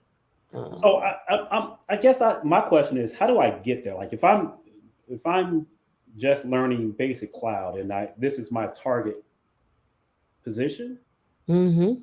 and the skills, if we're telling the audience that the skills are so diverse, how Mhm. do I actually get those skills to the level? If I fast forward my career 5 years, what should I Mhm. be doing to get development skill in this Kubernetes cloud skill that I'm Hmm. saying is two different skills? Okay. Number one, you come to the meetup, which we meet every Wednesday. Is first. The second is understand the formula. And the formula that I've always stated is you need to understand the fundamentals. The fundamentals for me are always going to be Linux. You need to understand the cloud, and I don't care which cloud that you choose to go after. And when I say that, I'm saying not just the practitioner, but maybe the solutions architect of Google or the solutions architect of Amazon and so forth. You can get the practitioner because that gives you the basics, but you're still going to need a little bit after that. The next one that you need to understand is you need to pick a configuration management tool. Now, this is company dependent. I go with Ansible because I think Ansible is easy to learn and you can learn Ansible in 3 days. I don't think it take that. I don't think it's that hard. The other thing you need to do, especially when we start talking about these companies that are want microservice and container management, you're gonna have to understand Kubernetes. They have Docker in there. I think Docker gets wrapped up into Kubernetes. If you start going down the OpenShift or the a particular platform, you're gonna get caught up. I do um, a general one which will go into the CNCF, and they have a Kubernetes sysadmin position, not position, but training, and then they also have one for security. But just the general one for the sysadmin, it's all the one that you need. Now, the next question is that we get all the time is how long is going to take me to do that? That's the next question. Now, I've seen advertisements out there that have this very same curriculum that I'm talking about, and they have it set up for 6 months. I find that to be untruthful because I think it's going to take you at least 2 to 3 months to understand the cloud. I think it's going to take you probably 2 to 3 months to understand Kubernetes, if not longer. And I also think it's going to take you some time to really wrap your head around the kernel space and what Linux does, because that's going to be really crucial for you when you start getting into Kubernetes and containers and how they work. I say, under that guidance, it could be anywhere from a year to 2 years. Sounds like a long time, but it is not a long time when you're putting in work and you know the reward is greater. That's my personal opinion. Some people would tell you 3 years. I think you can do it if you have diligence, right? If you set up a curriculum and you follow it, and don't think that you're not studying every day or at least every other day. You're going to be studying a lot, but as you're studying, you're also working. uh Hopefully you're working, and hopefully you're working with someone and not studying by yourself. And that's what I try to teach in our group is community. Like, don't get in a room by yourself unless you feel like you can do it, and start studying Kubernetes by yourself, and then go take the exam, and then you come back and say, well, I feel that maybe I need to study with somebody, maybe I didn't. Maybe some people need accountability partners, and I think we get away from that often. And I think if we pair up and move together, I think that goes a long way. So this doesn't take you 3 years to figure out. It's still going to take you some time afterwards, but I don't think so. What are your thoughts, Keith?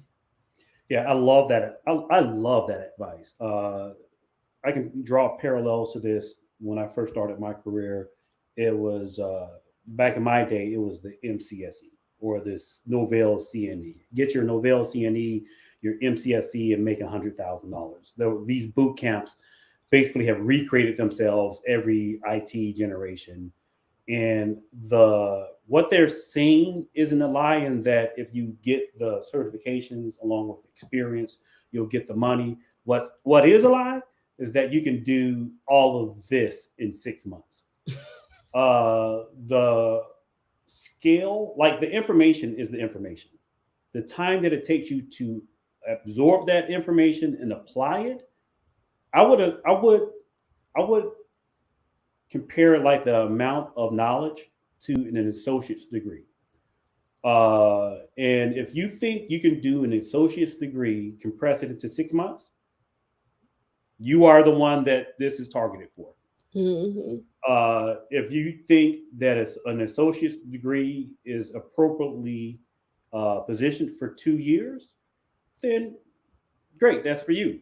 If you think an associate's degree will, based on your schedule and your life, will take 3 years, That's probably the right amount. The big difference is you know all of this stuff to the level that the boot camp is teaching it. That is 100,000. That's a. I'm not going to limit it at 100,000. That is six-figure knowledge. It Mm-hmm. is the your ability to your level of diligence, your ability to put into practice what you're being taught, and your ability to just absorb it because it is a tremendous amount of information. I told you at the start that I went half and half with a young lady to on a VHS tape on Novell CNE. We were study buddies. And Mm-hmm. it took that accountability that, hey, Keith, did you watch those sessions last night? Hey, Jackie, did you watch those sessions the other day? What did you get from it? Did you try this in your lab? How did it go? What were the results? Now, you know what? We have these virtual communities, we have the meetups, we have so many more resources now that it is, I'm not going to say it's easier, it's more accessible now. Mm-hmm. But don't get fooled by the 6 month story, but Yep. don't be discouraged when you dive in and you see that it's going to take more than 6 months. Oh Because yeah. the big difference between this and an associate's degree, after a few months, you can probably get a job Yep. based on the information that you have, and now you're getting paid to learn it. When I did my MCSC, I was working the third shift help desk.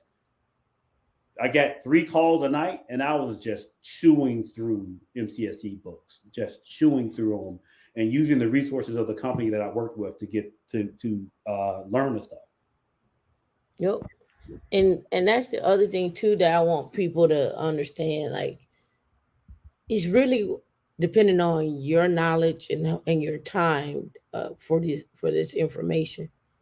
But when I say that, what I often find is people start and then they stop and they get discouraged because they don't understand something and they don't ask anybody to understand it. And then you go down the rabbit hole of YouTube and tutorials and user forums, and you try stuff and you're like, I don't know if that's it, what it could be or whatnot. And you don't take notes of what you did. You can't recreate the problem. You get frustrated and you get mad. And then you're like, she lying. She lied to me. And it's not that I lied to you. It's just, that's just what it is. It just takes time. And, and we have to give ourselves grace in order to do that when we're talking about this.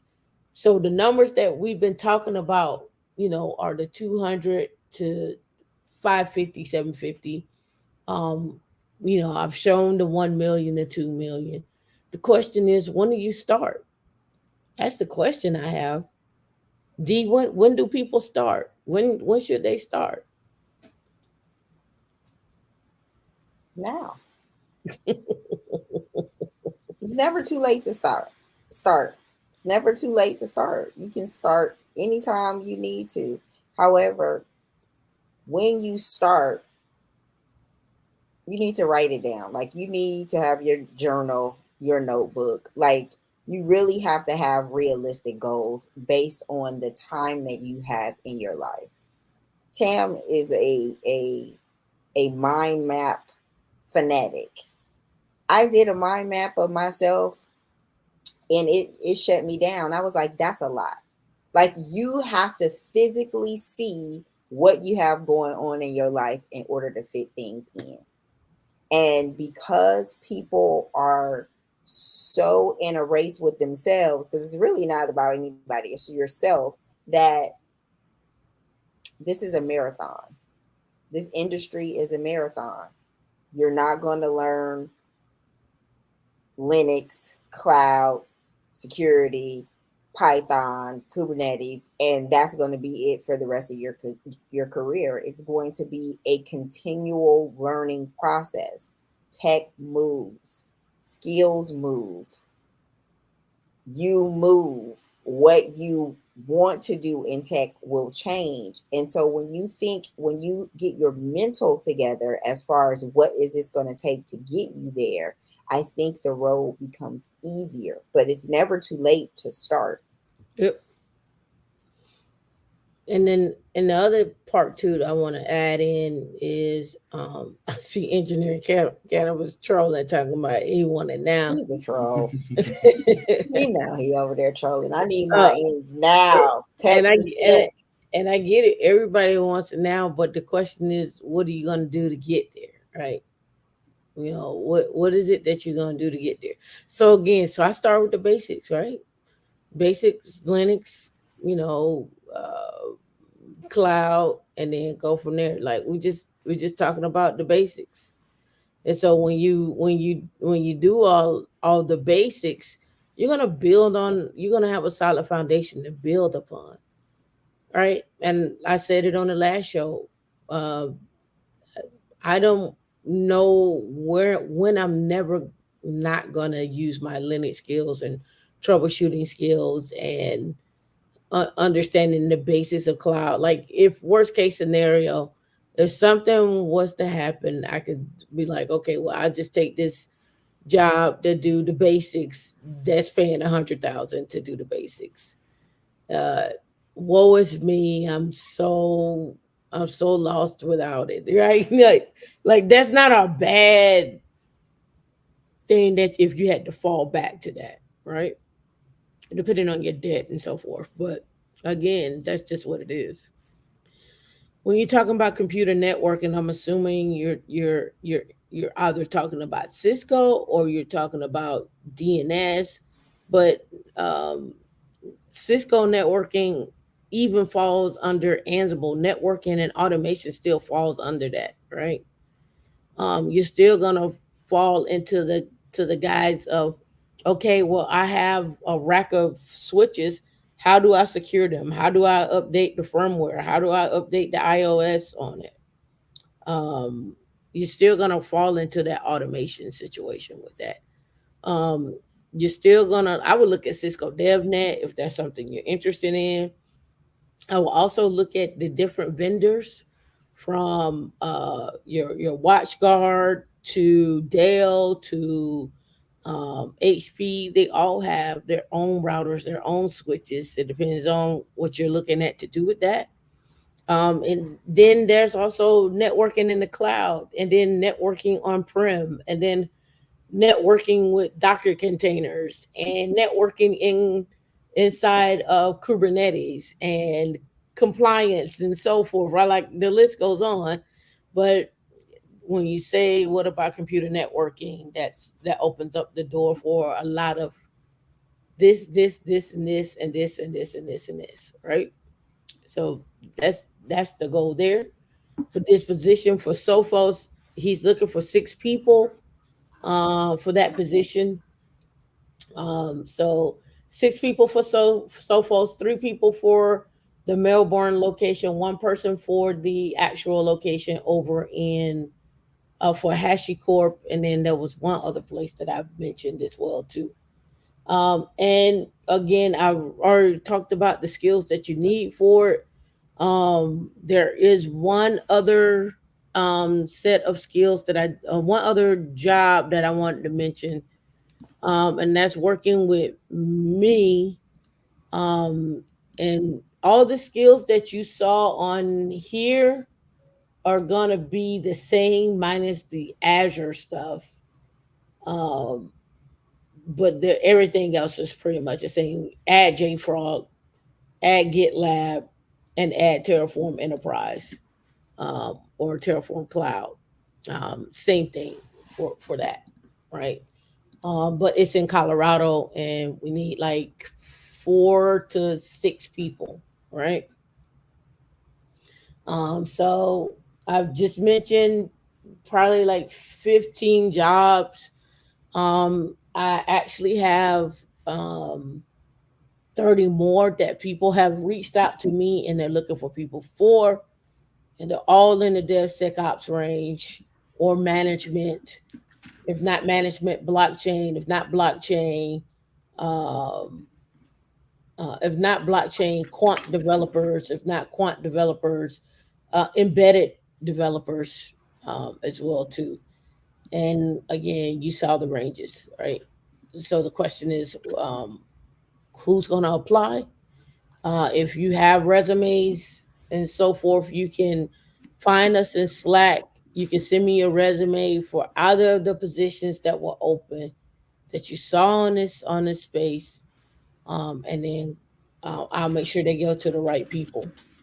How can you get experience? These companies are looking for. We just talked about it.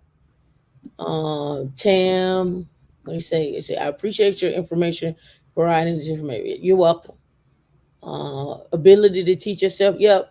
And the ability to teach yourself goes a long way. And then there's a shortage of what ability to teach yourself stops at, because you haven't you don't have the experience of scaling up 50,000 uh 50,000 networks, 50,000 clusters, right?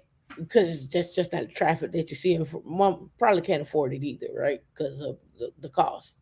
So that's the one thing. You say, Tim, my rent is increasing every day. Gas prices high. Milk is now 350. 2 year milk will be $8. I need that 240K in 2 months. And thank you for mentioning learning foundation and not focusing on the tools. I focus on the learning foundation all the time. People just don't listen, but I do it all the time. In terms of getting that every day, the gas prices. Oh, well, you have to switch to a used EV car. You need to be in a city that where you can catch the bus. You don't even need milk because that's mucus. So I'm eliminating your problems. Don't Walk drink milk. walk to work. Look, we just eliminated all the problems that you had. Rent increasing, get a roommate. As far as I hear it on the streets is, if any man making 50,000 to $100,000, he want a woman to be in a partnership. That's just what I hear on the streets.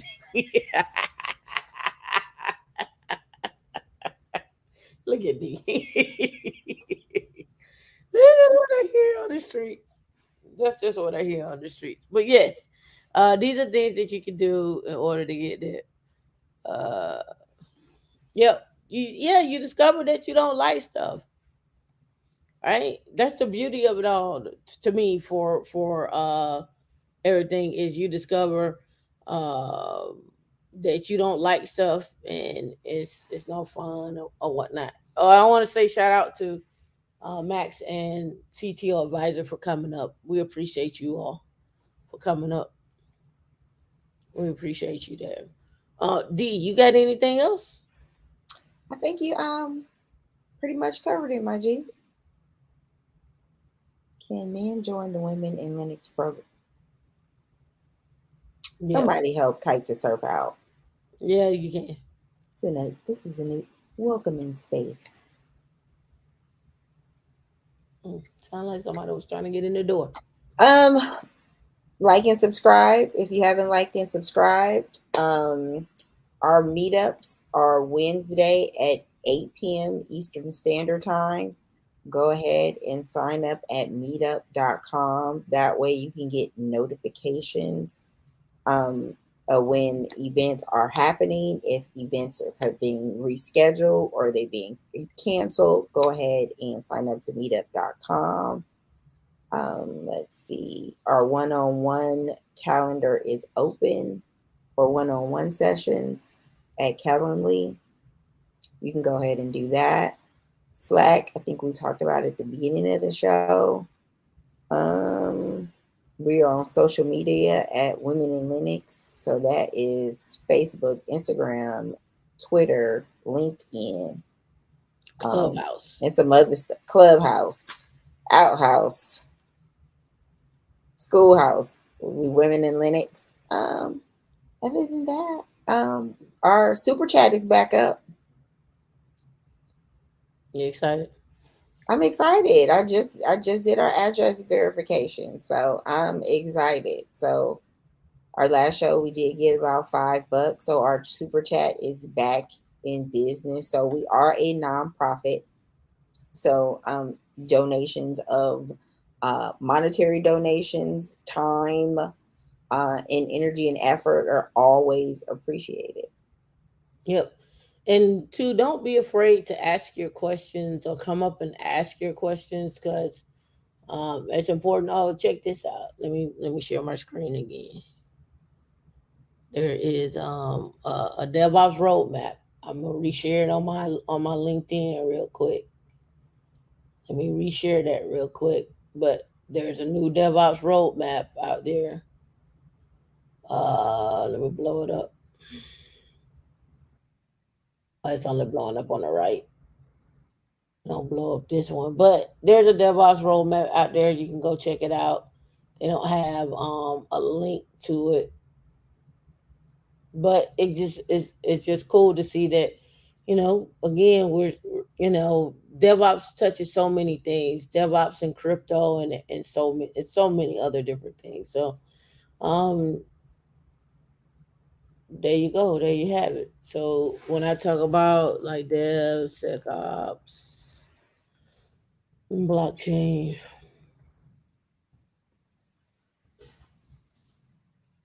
right? Integrating blockchain and DevOps, right?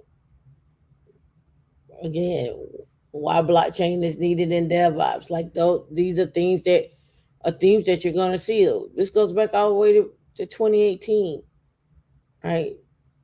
See, DevOps, senior DevSecOps at engineer at Grow, right? And their cryptocurrency, this is remote from London. They're working on DeFi. Um, and you could probably let me see. You could probably go DeFi, DevSecOps as well too. Sure, they need a DevSecOps person, but again, like I say, it's one of the jobs that touches every single thing. Sumo logic, right? Like we're just gonna you're gonna always find these jobs, right? So again, cryptocurrency DevOps right here, cryptocurrency jobs DevOps. All right. And I'll blow this up right here. Um, we are pre-poll, pre-IPO, Yuma, Corolla, DeFi, DevOps engineer, senior DevOps engineer. So not all doing good. Not I guess neither mine, Octave, Chain Flip, Avarta, Horizon Blockchain Games, Starkware, DRW, Acuna Capital, right? So I just went through and just did a search, right? Like I said, you're gonna find DevOps across multiple platforms. When we're talking fintech, when we're talking data science, when you're talking software development, when we're talking space, quantum computing, autonomous cars, um, the list goes on. Pick a field. Even at Kmart, not Kmart, but even at Walmart, uh, Publix, and Kroger, right? If you do Publix, DevSecOps, right here, uh, see right here, senior engineer two, cloud security, principal cloud engineer. Um, and if I go and type in Target is the same thing. Target is looking for the same people when we're looking at DevSecOps and Target and what have you. So the choice is yours. Where you want to go, how you see yourselves, what you see yourselves getting into, the amount of money that you're able to make. Keith had to drop off, but um, we'll bring Keith back up and we'll talk money, right? Um, we'll talk figures, right? Because what we haven't gotten into is what are the engineering managers getting paid? What are the team leads and directors getting paid? We're just talking you being senior on a team, right? But let's talk about leadership roles and what do those roles pay, right? What is a CTO making at a startup or what have you? Let's have that discussion. Let's talk about that, right? Well, until then, I hope this was something that you needed, something that you got, something you got out of it, something that you can share with others. Um, we're here to make money, so you can at least start leaving assets to your family members. It doesn't necessarily have to be your kids. Not everybody's married. Not everybody has kids. Not everybody wants to get married, but have kids. You know. But again, we want you to have those assets and be able to be in and start getting the 200,000, become an accredited investor, to start creating your generational wealth, to start talking about paying your premiums on your life insurance policies. What does that look like? What does it look like to have? I was even looking up. I was like, oh, they have a life insurance policy for just for you to go into a nursing home. Like you can set money aside for yourself. So nobody got to take care of you. What you don't want to live, you don't want me to live with you? No problem. I got a nursing home. It's exclusive. Uh, like the one that what you call it was in. What's his name from Atlanta? Dion. Um, Two Chains. When he went to the nursing home and they was walking around in the nursing home and it's like they get 24-hour care. And what they Hey, that's how I want somebody to come feed me, to change me, prop me up, something comfortable. yeah. I want to go. I think my aunt, my great aunt, is 91. She wouldn't go. She go play bingo. She go downstairs. They go take her. They go take them shopping. It's a pretty sweet setup. Mhm. But I mean, just things to think about out loud, right? People like, well, who gonna take care of you when you get older? Is if you're single, if you're a single man, you need to make you a whole lot of money so you can go wherever you want to go and get propped up at. But they have the ones they have the people that they live on the cruise ships. Have y'all seen those? The women and the men who live on cruise ships and that's their retirement. They just go out with the cruise ships. That Wherever they're sounds going, fun. that's their life because they know they're gonna get something to eat. Are they? They go get them plenty things to eat. Yep, receive retired on a cruise ship. I don't know if y'all watch that. Now, are they employees, or is this like what they're doing? Like they are No, on here the ship. they own the ship right here. Like they paid the cruise. They're cruisers. Look, clip, show it. Did you know you could retire on a cruise ship? Oh, I need to get that for my dad. Yeah. Yep. They have a retirement cruise ship. Miami Beach as a base. We plan on just staying aboard on board the ship. We probably do about 3 or 4 months a year on a specific ship. Oh, so they not doing that 24/7. It's only a couple months out the year. According to the crew, like the 20.85 minutes to cruise was 60 and older. Because I looked it up for my dad. He wanted to see how much a world cruise cost, and I think it was like $120,000. No, no, no, Dion, they live on there. No, but I'm talking about something else. My dad wanted to say how much does it cost to cruise the world? And I think it was one hundred and Oh, twenty okay. Yeah, thousand this one dollars. right here. The 94-year-old Morton Javelin told Forbes in late 2018 that his life was very routine but comfortable after living on a luxury ship for 13 years. Right? So, that whole you might die alone thing, whatever. But again, I'm just saying there are when I was looking at nursing homes, and I remember about the cruise ships. There are options out there where people are like, I don't want to go live with such and such and such and such. I'm gonna stay on this cruise ship. It said the study estimated the cost of staying on a Caribbean cruise ship at the time is about 33,000 a year compared to the national average of 28,000 annually for an assisted living.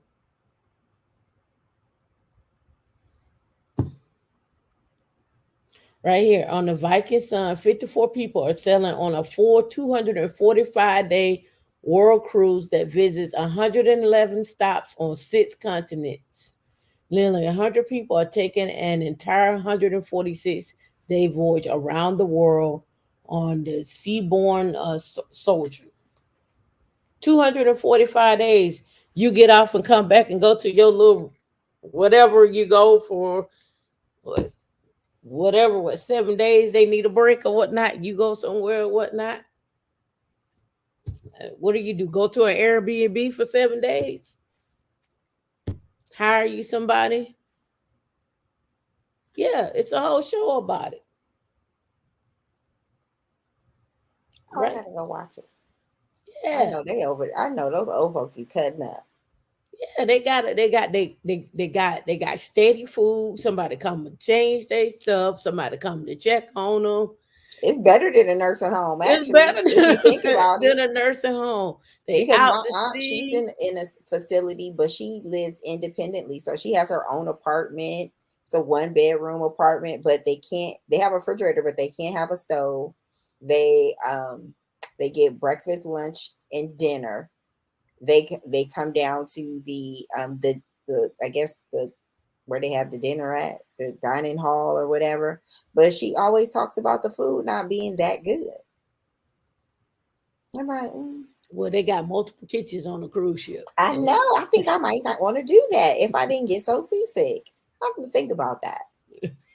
Yeah. And if you want your boo to come with you because you met a boo on the ship, I got my own spot, my G.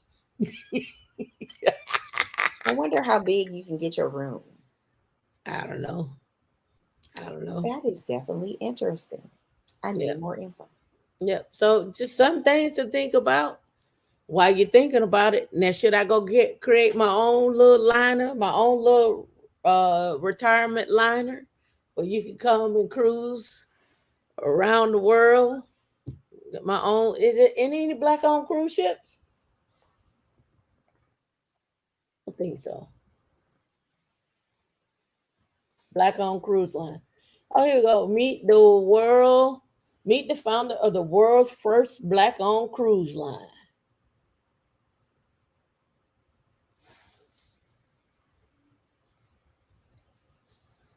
Blue World Travel Corp in 1978 realized African American travelers on the cruises needed an experience. Festival at Sea Cruising with the African American Twist in 1992. Just 250 passengers. I wonder if still Festival at Sea Cruises are full ship charters that offer entertainment. Let me see if they're still around.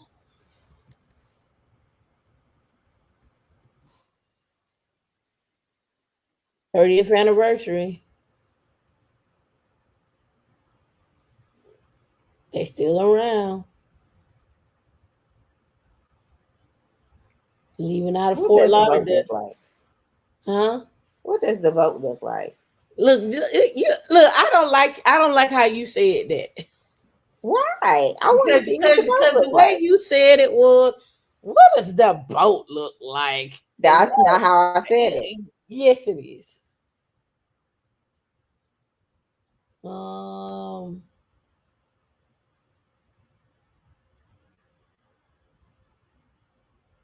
I don't know. I mean, there it is, the boat right there. We don't know if that's the boat. Well, I'm assuming they wouldn't have their own somebody else's boat in the picture. I mean, 250 passengers, that's not a lot of passengers. So that's why I was wondering, because I've been on a big, huge cruise ship like a carnival. But when I was in Greece, it was a smaller ship. Their YouTube channel. It was updated 10 months ago. Looks like, and their videos behind that on the community. Here's the inside of Hey, what's it. up, everybody? I'm Carwana Dyson, and right now you're tuned in to Bluetooth Television. And I'm sitting on the cruise right here with the chef, April. How are you doing today, April? I'm good, Kawana. How are you? Okay. So, April's a chef from San Francisco. Do you want to tell us a little bit about your business? Yes, I'm the owner of Auntie April's Chicken, Waffles, and Soul Food in San Francisco. And I am here because I'm being challenged by Chef Jacob on a chicken wings throwdown, which is going to happen on this Friday at 2 p.m. So all of you all come on out and be the judge for yourself on who has the best chicken recipe. Now, There you go, Dion. She from San Francisco. Have you ever What does heard? that have to do with the boat, Tamika? You ever heard of this show called How We Linux? Yes, Yeah, yes. I've caught a few episodes. that's awesome. Yeah, I have. I've caught a few episodes of the show. They Oh, have great guests. I was trying to get the boat, Dion, but hey, I it hear is what that D is a real hoot over there at Howie Linux. Mm. This is her iconic chicken and waffle spot expands for San Francisco. First new liquor license in decades. That was in 2018. Here's her chicken and waffles. I don't know, Cafe Envy. You know what that's at? I don't live in San Francisco, so no. Oh, you ain't. Then if you don't know where it's at, you must not be from San Francisco. Like the girl said, you ain't from Atlanta. You ain't from San Francisco. You must be from the suburbs.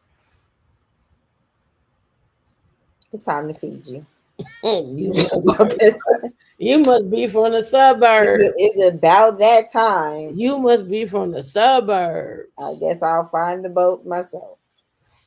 I looked for the boat, but I don't know why you looking for the boat. Just go support. The boat ain't gonna break down. If you can fly Spirit to Houston, you can get on that boat.